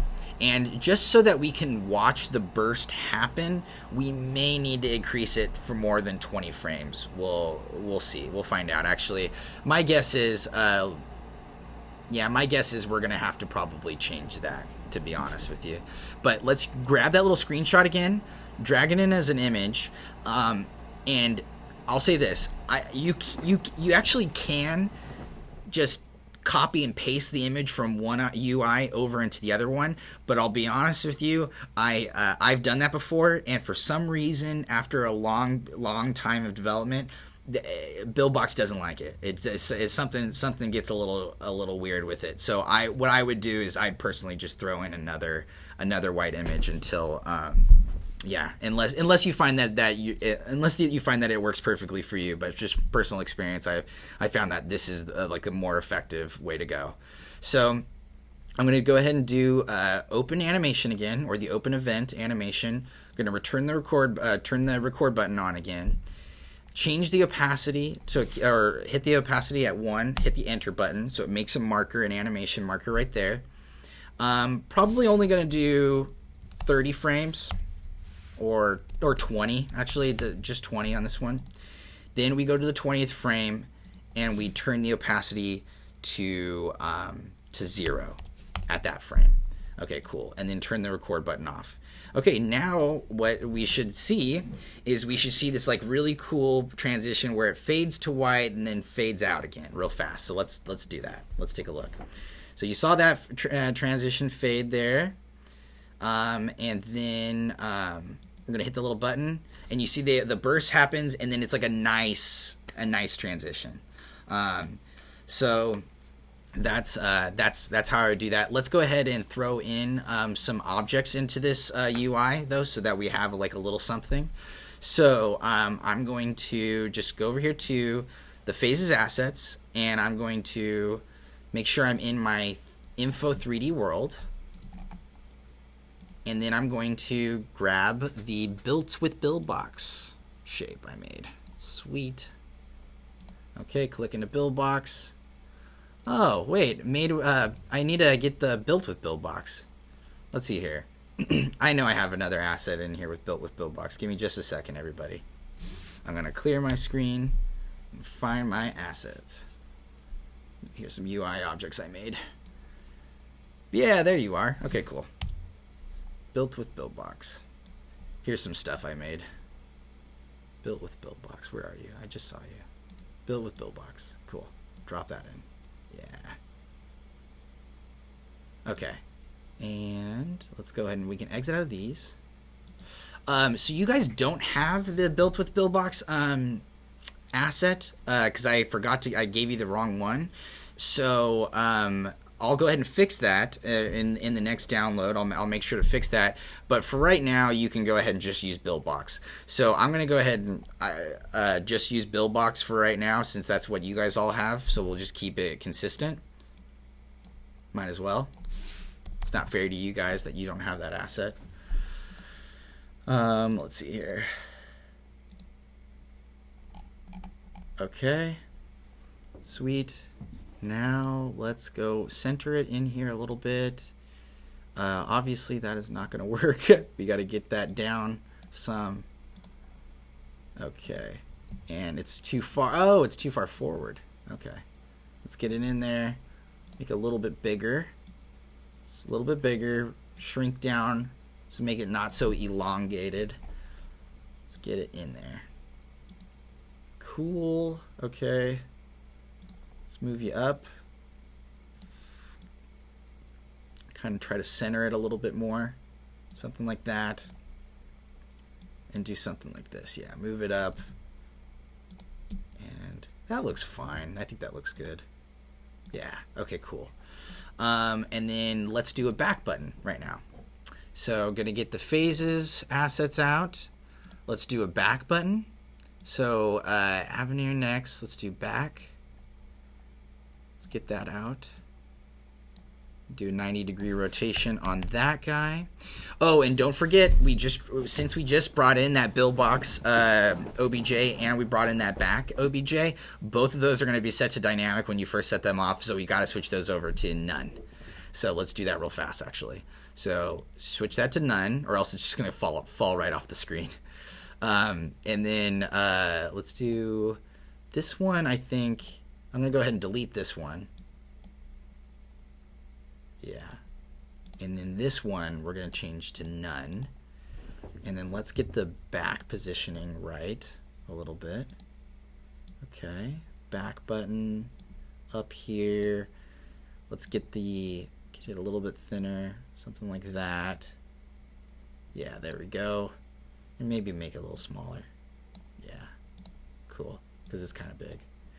And then let's double check and make sure that it's working on our preview.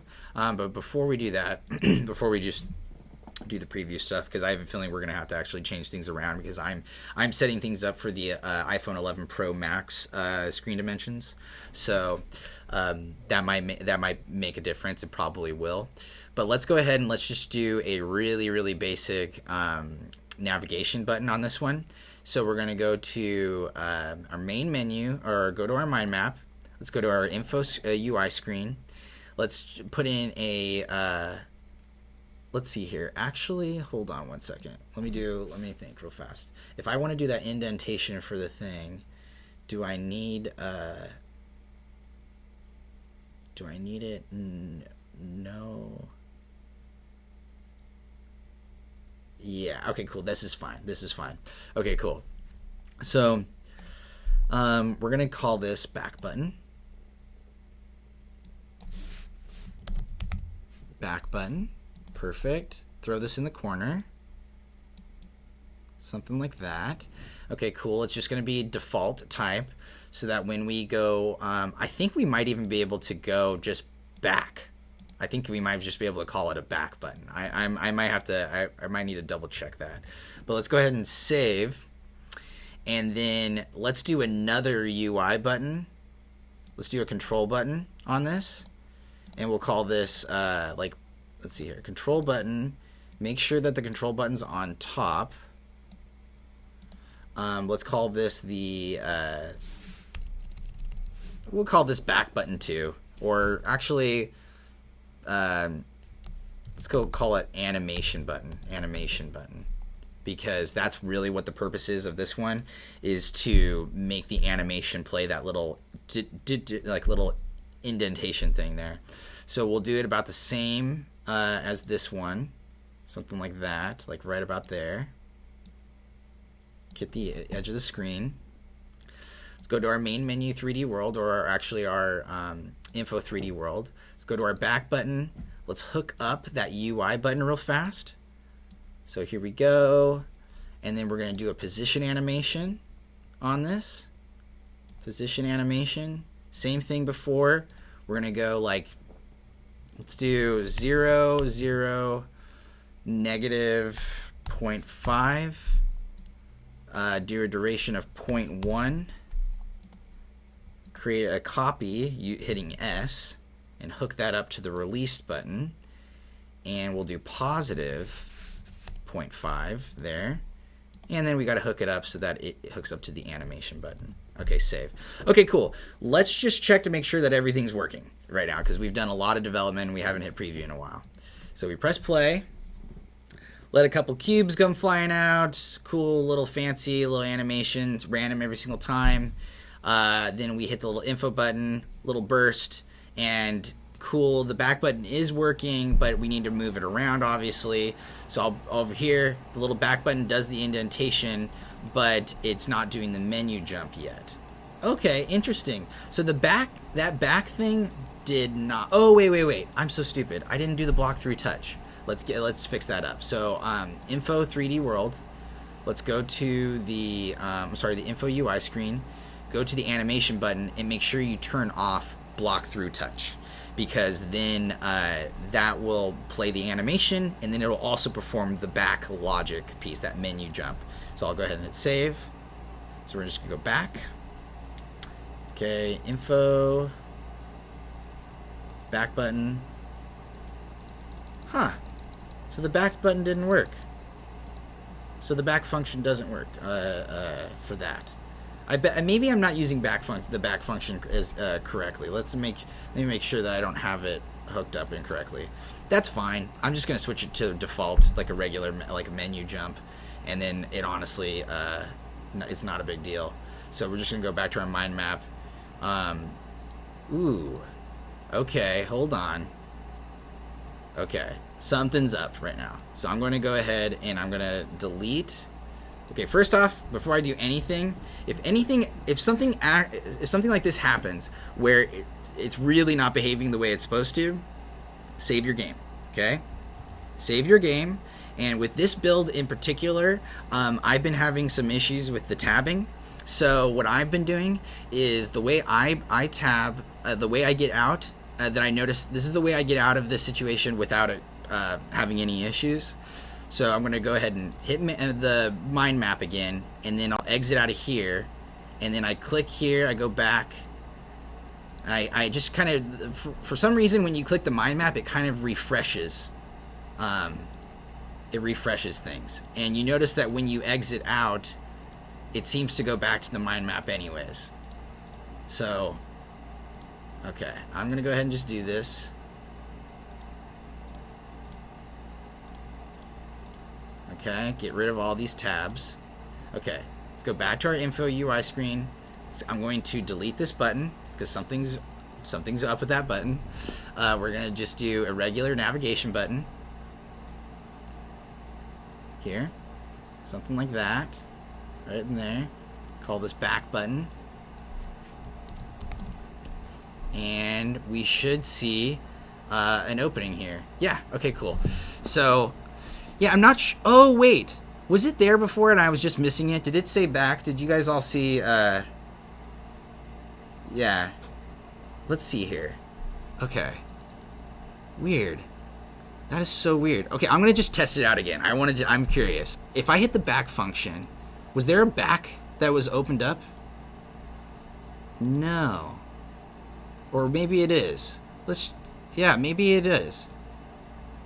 Something seems off to me here. I don't know why, but something just seems super, super weird. I'm gonna go ahead. I'm gonna delete this button again. I'm gonna go ahead and just do navigation button again. I'm gonna call this back button. And I don't know why. Maybe I'm just getting paranoid. Although I know I do. I do know the software pretty well, and so I know when she's acting a little goofy. So let's go back.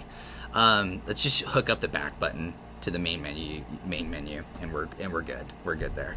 So we should be fine now. I'm gonna go ahead and hit save. Everybody save your game, and then also I think you guys should do a backup save file real fast too. Not a bad idea, I don't think. So. File, save as. Let's do the backup file again, please. Yes. Okay, cool. Okay.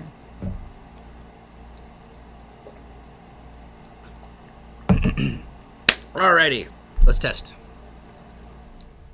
Cool. We got this working. Really, really awesome. Info, cool explosion. Back button works. Oh, the back button, it does the animation, but because we don't have a closing event on that UI, that transition happens super fast. So let's fix that. So let's go back. Let's go into our info UI. Let's go to our close event this time, and we're gonna change. Let's do 20 frames on this one. Hit the record button. Select the white image that we're using as like the fade in, fade out transition image. Change the opacity here at the starting frame. You got to make sure it's set to 0. And then and then we're going to go to the opacity. We're going to go to 1 at the end. So it's going to fade back to white, and then it's going to come back, and it's going to look real clean. And then the last thing I'm going to do is, I don't think that I've got the animation button on top, which is kind of what I need. I need the animation button on top so that the block through touch happens, that little animation indentation happens, and then it's back. So make sure that you have your animation button on top. That's the animation UI button. Okay, and then also this was a little bit too high, and I also think he was off to the side a little bit too much. So let's take a look. Okay. So info, go flying. I moved it too far to the right. Let's go up and maybe just a little bit there. Cool. Okay, cool. And then we go back, and then heck yeah, sweet, man. That looks that looks clean. Like, this is like, we may have spent 2 hours already just building a main menu and just building like an info UI, but you gotta admit, it looks good. I mean, it looks clean. It doesn't disappoint, you know. So okay, next I'm going to teach you how to do some like a really cool trick, actually, that I'm going to switch between the music on and off button, right? So I'm going to get some audio buttons going, and then I'm also going to teach you how to switch between 3D models with the push of a button. And that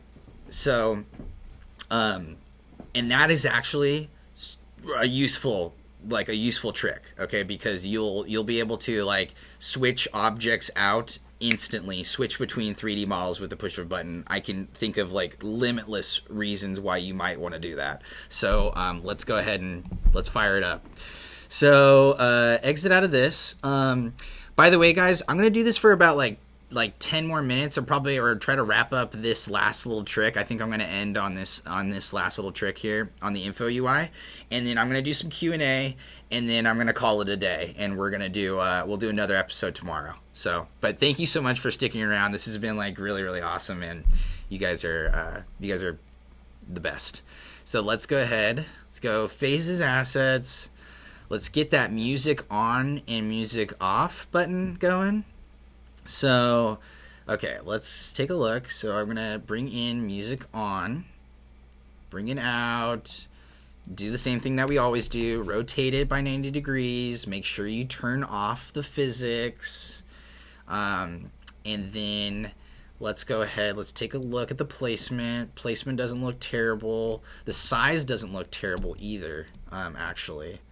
So let's take a look. Music on. I might move it, might make it just a little bit bigger, maybe.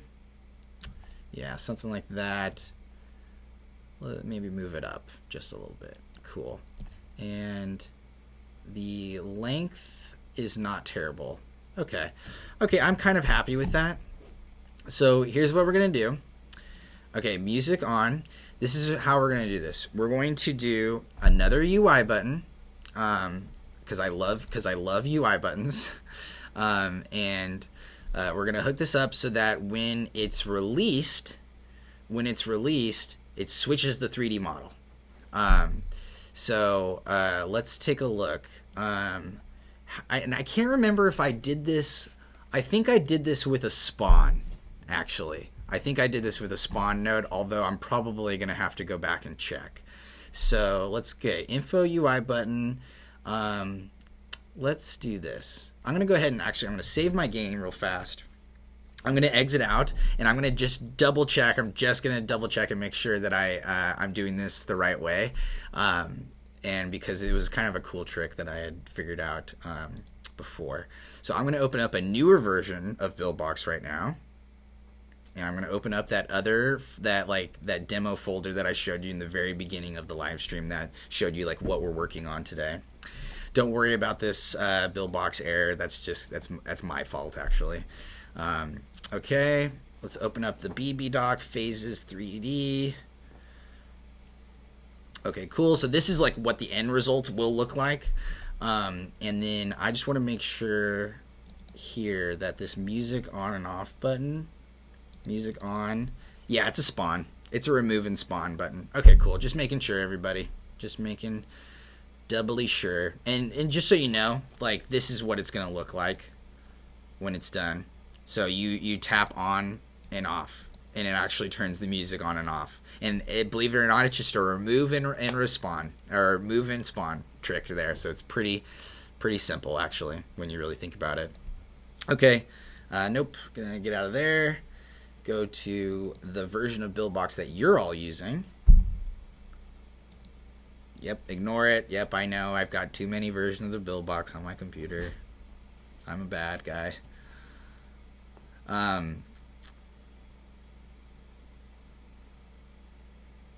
Let's see here. Okay, let's take a look. Blah, blah, blah, blah, blah. Here we go. All right. Phases. Let's do the backup one. Yeah. Okay, cool. Ooh, it also saved my dimensions. You see how it's like perfect? Okay.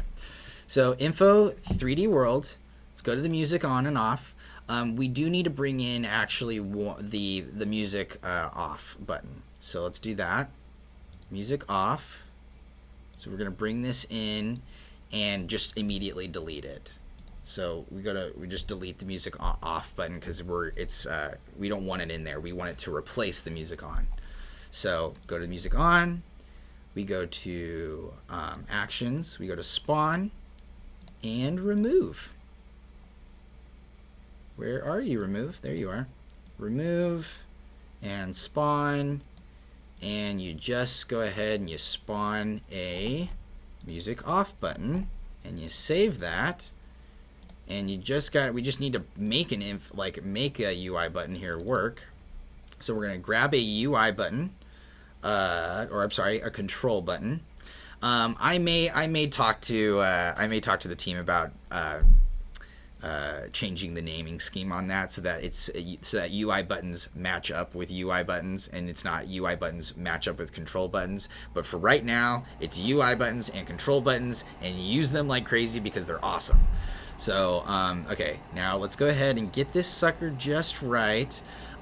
This is where I use that technique that I showed you before. I put the image in, I lower the opacity down to like 0.4 or something like that, and then I place it where I need to. So I'm gonna go in here, and then you can see it's way off, right? So I'll kind of shift my screen up here so I can get it a little bit more window so that you guys can all see. And then I'm gonna select the control button there. And oops, let's go here with it. I think the image is actually a little bit longer than the actual dimensions of the button. So we're gonna go something like this. So it may shrink down once I remove the image. Let's check. So will the image shrink down? Yes, it does shrink down somewhat. So on the collision shit. Now, this is kind of a weird thing. Even though the image isn't there anymore, it's still there in the preview because the preview hasn't been reset, so you're still kind of resizing things. But trust me, this is going to work. So I'm going to call this, I'm going to exit out of the preview. I'm going to save my game again real fast. I'm going to save again. My mom is calling me right now, which is, stop it, Mom. Stop calling me. We're gonna turn off notifications so that we are not disturbed by Mother. Ugh. Just joking. Okay. All right, control button. Let's call this music switch button. Sweet. All right, music switch button. Cool. And then let's also add in the audio button right on top of that, right? So this is, we'll put the audio button there. Cool, cool, cool. And then this one, we're going to turn off background music. We don't have any music yet, but you will later. So we'll just set it up now. Might as well. Okay, recenter things a little bit. Cool. Now, don't forget, the music switch button needs to have a block through touch so that you're able to hit both buttons. Yeah. So I'll go ahead and hit save. Cool, cool, cool. And then let's go to our music on guy. It's going to switch to music off, and now we need to do the other way and make it so that switches back. So let's go ahead, let's go into our Info 3D world. Let's go to our music off button. Let's add in the same UI button, because we want the exact same UI button to make the effect. We'll do music switch button, and then we'll do remove and spawn, just like before. So remove and spawn. So we want it to be on released. Don't forget that. It's got to be on released. Okay, and we want to turn the music back on from the off button. And then, of course, remove the off part. So remove and make sure that's on released. Okay, cool. The button's hooked up correctly. Let's make sure this button's hooked up correctly. Nope, it's set to screen. So it needs to be set to music switch button. It wouldn't have worked.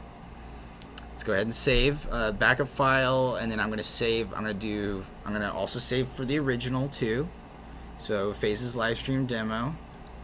It's only been 12 minutes since I did this, but you can actually do a lot of development with Buildbox in 12 minutes.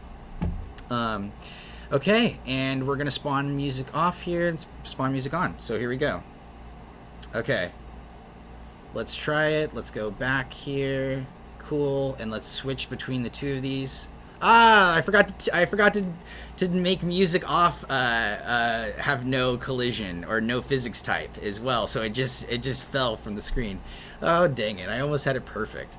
Okay, so music off, go to start, and then make it physics none. There we go. Okay, now it's gonna work. Okay, let's try this now. Sweet. All right. Burst, then music on and off. Cool. Just a simple switch button. Really, really sweet. And then you want to know something kind of cool. So what we'll do is we'll use the same logic here and see if we can't cheat. Let's see if we can't make this next button, the sounds on and off button, make it a little bit faster. So I'm going to go over here to my Info 3D world. I'm going to make a copy of my music on button. So I just hit D on my keyboard. I hit D on my keyboard, and that made a copy. I'm going to call this sounds on. So sounds on.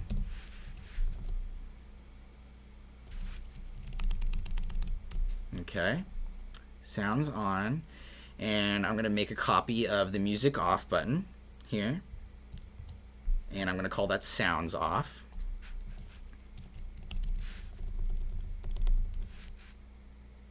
Okay, sounds off. Sweet. All right.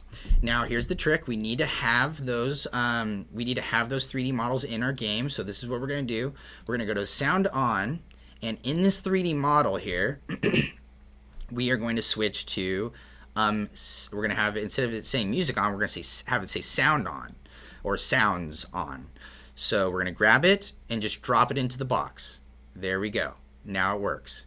Now, let's go ahead and do the same thing here. Let's go here to, or actually we should go to our Info 3D world again, open sounds off, then change this 3D model to sounds off by grabbing the sounds off OBJ file and dropping it in here into that little mesh window.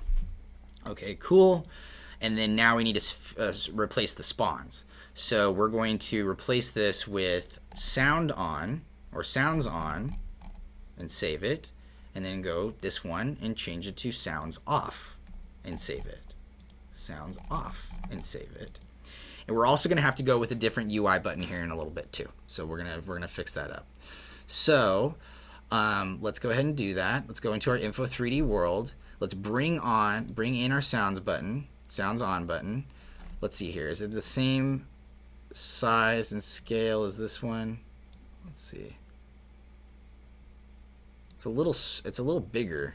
Actually quite a bit bigger. Okay. Well, I want to line them up pretty evenly this way, but I don't like how big it is. So I'm going to scale it down and make it roughly about like I would like it so that the ons match up. So let's do that. Let's make it a little bit bigger. I actually missed it just a little bit. Let's make it a little bit bigger. Okay. That's pretty spot on. That's pretty close. Let's get the ends. Yeah. Wow. Nailed it. Jeez. Okay. Sounds on. Sounds off. There we go. It's right there. Okay. Now we need another another UI button. So let's go to the info UI screen. Let's grab in another UI button here. I'm going to make it roughly about the same size as this one. A little lower. You should put an image in and test it out to make sure it's exact, but that's okay. I'm going to call this Sounds Switch Button. Sounds Switch Button. Perfect. Okay, cool. And then we're going to do one more audio button here. And the good thing that the audio button ended up underneath, so that's good, so we don't have to worry about changing it on the outliner. And we'll make it about the same size as this one, so we're pressing both buttons. So let's make sure Sounds Switch Button, you got to turn off the block through touch, so that doesn't mess with anything. You got to turn off the block through touch on the music switch button too. Okay, in this one, the audio 2 button, instead of it turning off all sound, we wanted to turn off sound effects. So we're turning off music and we're turning off sounds. So there we go. Okay, go ahead and hit save. And then the last thing that we got to do is we got to switch up the UI button so that it is triggering when the sounds switch button happens. So we go into these guys and we change it to sounds switch button. Okay, cool. And save. Whew. It's a lot of work. All right, let's do this. Info button. Booyah. Sounds on. Sounds off. I probably need to shrink that scale down just a little bit. Let's do that real fast. Scale it just a little bit. Actually, huh.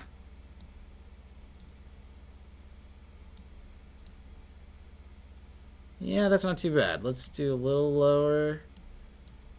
Cool. Yeah. Okay. Not bad. It does look to me, personally, it does look like music is a little bit smaller than sounds, which is weird to me. But hey, whatever. You know, we can tweak that later. That's something I probably messed up in Blender or something like that. Actually, now it looks good. Now it looks a little bit better. I think elongating it a little bit was good. So now we've got music turning on and off. We've got sounds turning on and off, and it actually works for our game. We've got this little back button working, and we've got to Now we just need to set up like our gameplay, and we need to set up our game over UI. And then one last time. So I'm going to go ahead and save. We're going to stop here today. We finished the main menu UI and we finished the info UI. We're done. We're done for today. I'm going to go ahead and save this. And I'm going to share this BB doc with you all. Phases Livestream demo, so you guys can all have it. And then I also just want to show you one last time what the finished product will look like when we're done. So I'm going to open up my version of Buildbox that I've been using lately. It's a newer version. And there you are. It's got a tail hanging out. Okay, ignore. It can't send it on in. All right, let's do Phases 3D. So this is what it's going to look like when it's all said and done. It's got some music playing. The little cubes is the same as before. They go exploding like that. We'll have a little introduction, you know, like game instructions. Normally you don't want to, like, this is pretty long, but, and then we're gonna have like a little shaking wall move out. I'll show you how to do that. This is really basic. Just avoid enemies, collect coins. I'll go ahead and just, hey, almost got all through. Got a couple of them. And then reach checkpoints. And then I'm actually pretty proud of this checkpoint. I think you're all gonna really like this effect and using this. I'm gonna see if maybe we can turn it into a smart asset. But yeah, you just hit this sucker, it goes exploding, and it turns green. I don't know why, I really love that. I think it looks clean. And then phase 1 starts, and then your gameplay starts. And then once you are defeated, I'm going to teach you about checkpoints in the it's definitely going to come up in the next live stream, but you get to a simple game over UI, and then you get back to your game. You just use your transition. So that's how checkpoints work. Also, I can teach you guys how to make it so that your checkpoint, so that you spawn in front of the checkpoint and you don't land like right in the middle of the beam. But to be honest with you, I kind of liked that it landed in the middle of the beam because I think it looks cool. So I kept it. Thanks guys. I'm glad. Oh, thanks Al, and thanks guys. I'm glad that you guys like the checkpoint. I'm gonna definitely show you guys how to do that, and I'll share that with y'all. Maybe I'll even just drop that in for you guys like later today, so that you guys can start using it in your other games too. Okay, cool. So let's exit this. I'm gonna save. I don't know why I saved. It doesn't really matter. Okay, let's do some Q&A, and I'm going to open up the version that you're all using so that we're all on the same page. Okay, cool. Nice. Okay, so thanks, Kieran. Okay, I'm looking right now at the Twitch thread, so like people who are writing in on Twitch. I'm also looking at people who are writing in on YouTube. So if you want to reach out to me, that's probably the best way to do it, is on YouTube. And let's see here. Hold on one second. Okay.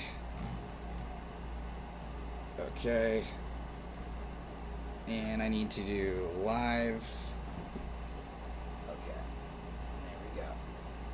Alrighty. Cool. All right, just making sure we're live on Instagram as well. All right, let's do this. Break time, Q&A. What do we got? BSH Game Studios. Is there anything in the plan for BB3 to include the distance counter again to use with labels like BB2? Yes, for sure. Distance counter is coming up, and don't worry about it. We'll hopefully that'll be soon, like in the next couple weeks, couple months. It's being able to measure distance is important. Okay, thanks for the stream, Zach. Yeah, no toilet break. No kidding. I gotta go. I really am looking forward to using the bathroom. Okay. All right. Thanks. Thanks, Eric. Let's see here. Eric, you asked, is it not finished? I'm not sure what it is. The game is not finished. We're gonna do another live stream tomorrow, and the distance label, the different distance score, is not finished yet either. So I don't know which one you're talking about. Thanks, Ken Tyler 92. Thank you, Alexis Rodriguez. I'll be nice and volume control for each audio file. God, yes. Yeah, I know. I hear you.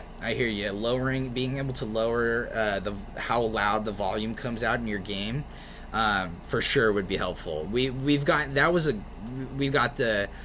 your feedback on that one a while back, and we'll add that feature eventually. Unfortunately, I guess for right now, what you can do is you can throw it into Soundbox and you can lower it that way, or you maybe can lower it in another software and then drop it in. But we definitely will add that option in later. It's just a matter of time. Okay, let's see here. Sorry, Cedric. Okay, Cedric 32P32. Any news on multiplayer network call? Also, any plan on adding volume control in the sound node, so you don't have to edit the yes. Okay, yes to both of those. Any news on the multiplayer network yet? Not yet. We're going to probably work on creating a sweet AI node, so that you know how Voodoo games and the .io games, they have those the AI little characters that are kind of colorful, and they you play against them and stuff. I think we're gonna probably release that first before doing multiplayer. But yeah, okay. Dead Inside. Hi Zach, can I block four-way swipe controls if my character is moving after he collides, wall velocity goes to 0? Can I block the four-way swipe controls if my character is moving? Yes, you can. I'm trying to think how you would the best do that. I'm wondering if you might even just use a trick where, once your character starts moving, you have some event, trigger, so that, like maybe you even spawn like, okay, this is how I would do it just off the top of my head, right? I would probably do some like little crafty trick where I would like at the point where you like the character starts moving and you want to disable this 4-way swipe and you want to have like almost like different controls or something. I would just do the same thing with, like I do for the sound off and sound on button. I would do a remove and spawn. So I would spawn a new character, an identical, like exact same looking character, but with different controls. So all of a sudden you just switch from like it looks the same. You can't. It's seamless, and especially if you spawn like right before the remove, you can't really tell. And then you have different controls, and then I think you can make that work. I mean, there's a lot you can do with remove and spawn. You just basically like, okay, I want something else there. Why don't I just remove this and replace it with that? That's how I look at it. Okay, Shun S. Thanks for the continuous session. Do you have any demo board games? Sorry, I lost the chat, guys. All of a sudden I got thrown way down. Do you have any demo board games? No, I don't. I'm sorry. I don't have any board games yet. Can you give me some examples actually? Because I don't know if you're talking about like Monopoly or if I don't know if you're talking about like some sort of like grid game where you move along a board. So yeah, tell me what you're talking about. BB2 will be getting. Will BB2 be getting any updates? We're about to release a BB2 update here pretty soon, actually. But to be honest, guys, I really think that if you can, I would try to move to BB3 because because you can do 2D and 3D development, and both like Buildbox 3 is just going to keep getting better and better and better. There's just like more flexibility coding wise right now. The 2D development might not be as good as BB2 right now, but that's only temporary. Pretty soon BB3 is going to be just as good as BB2 and better, way better. So I would start making that transition now. So yeah. Awesome. Thanks for the continued blah, blah, blah. Okay, let's see here. Do you have any demo board games?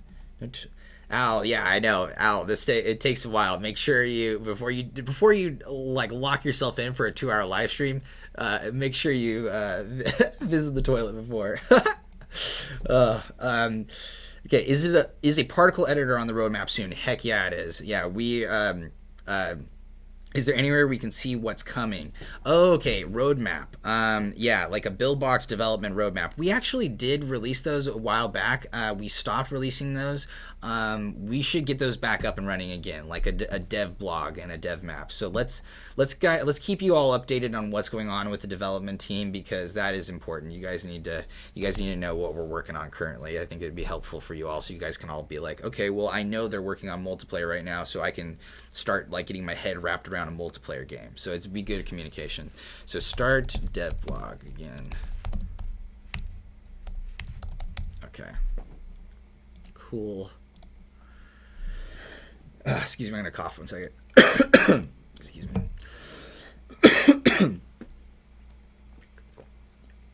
All right. And particle editor is coming for sure. Don't worry, it's just a matter of time before it comes. All right, Eric. I'm a little new with Buildbox, and I'm not able to make a 2D collision. So with 2D collisions, let's just take a quick look at a 2D game. I believe this one is 2D, or actually, no, I made this one. I made this in 3D. I think they just turned on the 2D development. I think what I'll do is what's a good 2D game that I can show you an example of here? These all sort of use. Let's try this one. Flappy Box, yeah. It's a good 2D example. Yeah, this is perfect. Okay, so here's how you get things to collide for 2D collision shapes. So you just go into like, this is like a 2D player or whatever, right? This would be your player. You want to do the collision shape cube, and basically you just turn on the collision shape editor. You select your player here, and you select the collision shape that you want to manipulate. I'll zoom in here so you can see it.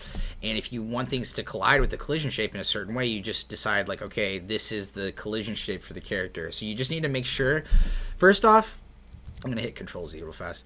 But first off, you want to make sure if you want things to collide, you need to make sure that you have some sort of physics type turned on. If you don't have physics turned on, it's not going to collide with anything.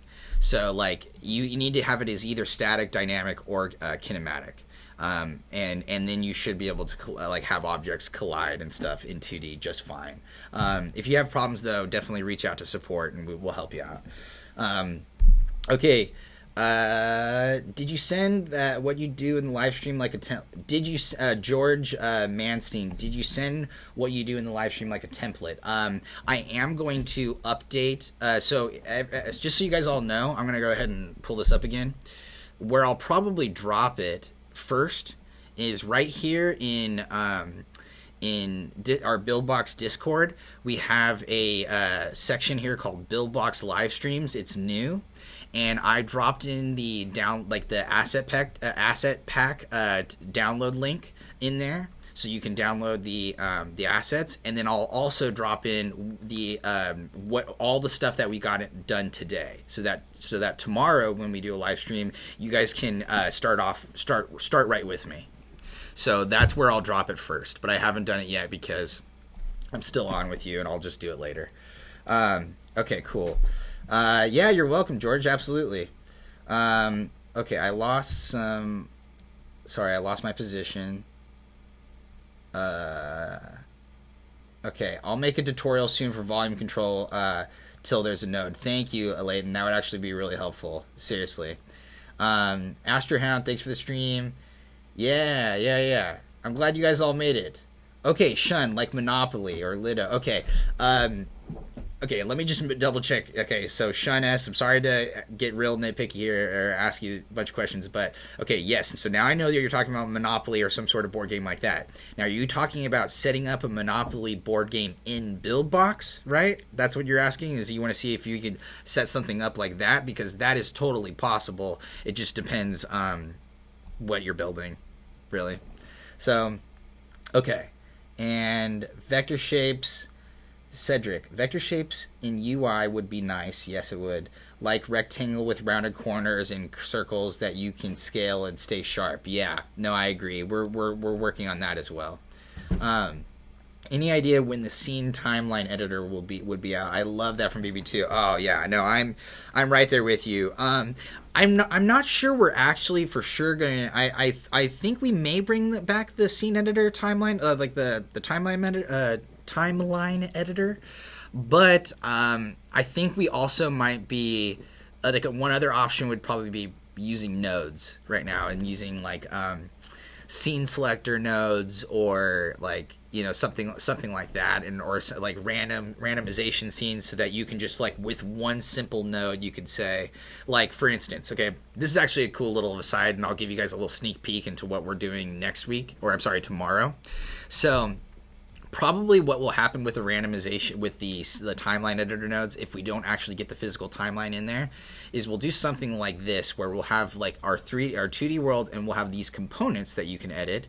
You go in here, you edit these components, and you have your scene randomization, you have your like sort of your timeline editor probably like all taken care of right here, I'm thinking. And just so you know, this is where your, let's see here, checkpoint loader goes right here. Okay, to make checkpoints work, you have to drop a checkpoint loader in the 2D or 3D world where you have checkpoints, where you want to load the checkpoint in that world. So if you don't have the checkpoint loader in the 3D world, the edit components map, it won't work. So just keep that in mind. So that's one more time I'll show you. You select your world in your mind map, you go down here to edit components, and you have your stuff taken, you have your checkpoint loader in there. And I imagine that is also where we'll handle like the scene distribution in there as well. Okay, cool. Curved world. I think you can already do a curved world. Like you can just, you should try messing around with the path, like using paths and doing curves and doing like, you can get really cool stuff. Okay. Yeah, Sean, no problem at all. All right, Ken Tyler. When you have a 2D character, how can you use the animation for jumps so it looks both ways depending on which... Oh, yeah, huh. Right. You know what would be cool, man, is probably like some sort of like animation replacement sort of thing. And I'm wondering if you do that with a spawn or with like a switch sort of thing, like like this. Like I'll just like thinking off the top of my head, you know, like something like this. So we go into our 2D world, and then you'll have like your character will have like a jump, right? Now let's say that maybe you have like this mostly would work if you had a button on this side and a button on this side or something like that, or let's see here.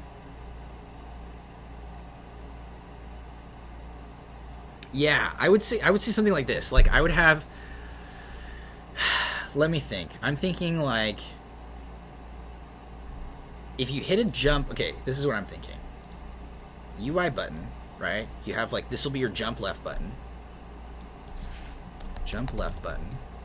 I know exactly what you're talking about. I can show you this. Let me see. So left, jump right button. Okay, I had 2 T's on that. All right, you'll have them all hooked up, and then you'll probably do something like a state machine. And let's see here. Where are you?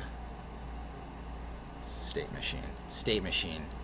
And then you'll have like maybe like this will be jump 1 or jump left, and then a jump right. This might work. Yeah, jump right. You have it hooked up so that it's pressed, jump left, jump right. And then I think what you do, I can make a tutorial actually. I should just make a tutorial showing how to do this. But basically you would use this animation and this jump node. Like you would have like one would be like jump left, the other one would be jump right or something like that. Actually, if you want the jump to be the same, I guess it doesn't matter which state you use it in. You would have like, it would work, the same jump would work for both of them, but you would use different animations for the states. So like jump right would have its own animation, and then jump left would have its own animation, and I think they replace each other. If they don't replace each other, I can figure out a way to replace them pretty easily. I can even potentially, I may even work with remove and spawn, but I would probably stay away from that for something like this. I would try to make it work with either like a switch node, a state machine node, or like a send and receive sort of situation. Yeah, so, but I'll make a note of that, like how to switch animation direction when jumping left and right, or doing multiple jumps, jumping left and right. Perfect. Okay, I'm gonna add that to the list. I'll teach you guys how to do that. Okay. Yes. Okay. Can you have? Let's see here, real fast. Which ways, depending on going left? Hello. Why does BB3 doesn't have a polygon collision shape in 2D? We're working on that. We're probably going to change the way the collision shapes are handled in the 2D map so that it sort of mimics the way it does in BB2, where you have little dots and you can reposition them. But for right now, the way I showed you, where you have a cube and it's basically a 2D projection, and you just change the collision shape that way, should be fine. You should be able to work with that and get everything that you need done just fine. Ooh, that's right. You can, I think you can change the, that's right. Good idea. So this, who wrote that? I lost the person. Smart Penguins. That's a smart penguin right there. So you're saying that you can change the scale to -1. And I believe you actually can. You can change the scale of an animation to -1, and it'll flip it. It's just about making it trigger the right way. You know what? If I can, Yeah, I'll throw a tutorial. We'll do that later since I don't want to just. It'll probably take me a while to do it right now, and I want to keep going through the questions. But noted. I will add that to the list. Okay, random issue right here. I'm gonna do. These are gonna be my last two questions, by the way, everybody, and then I'm gonna call it a day. Random issue. I clicked the visibility checkbox on an object, and it disappeared from the objects list. Any idea how I could bring that back? It removed it from the objects list. Like you're talking about, like, I think you're talking about the objects list right here, right? Yeah. I don't think that's possible to remove the objects list with that, like the way you just described.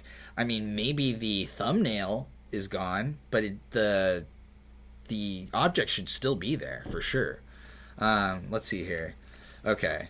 All right. Path for object. Okay. Any idea how I can bring that back? Sorry, Astrohound. You know what? Send that into support or something, like, or send a, maybe if you can do like a video of what happened, like if you can show us what happened, then that will definitely help, because that is weird. That's definitely odd. Okay, last question of the day is Cedric P32. Okay, path for object would be nice, like an enemy walking around and following a path.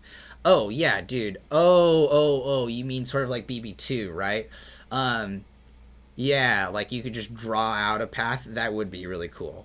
That would be really cool, actually.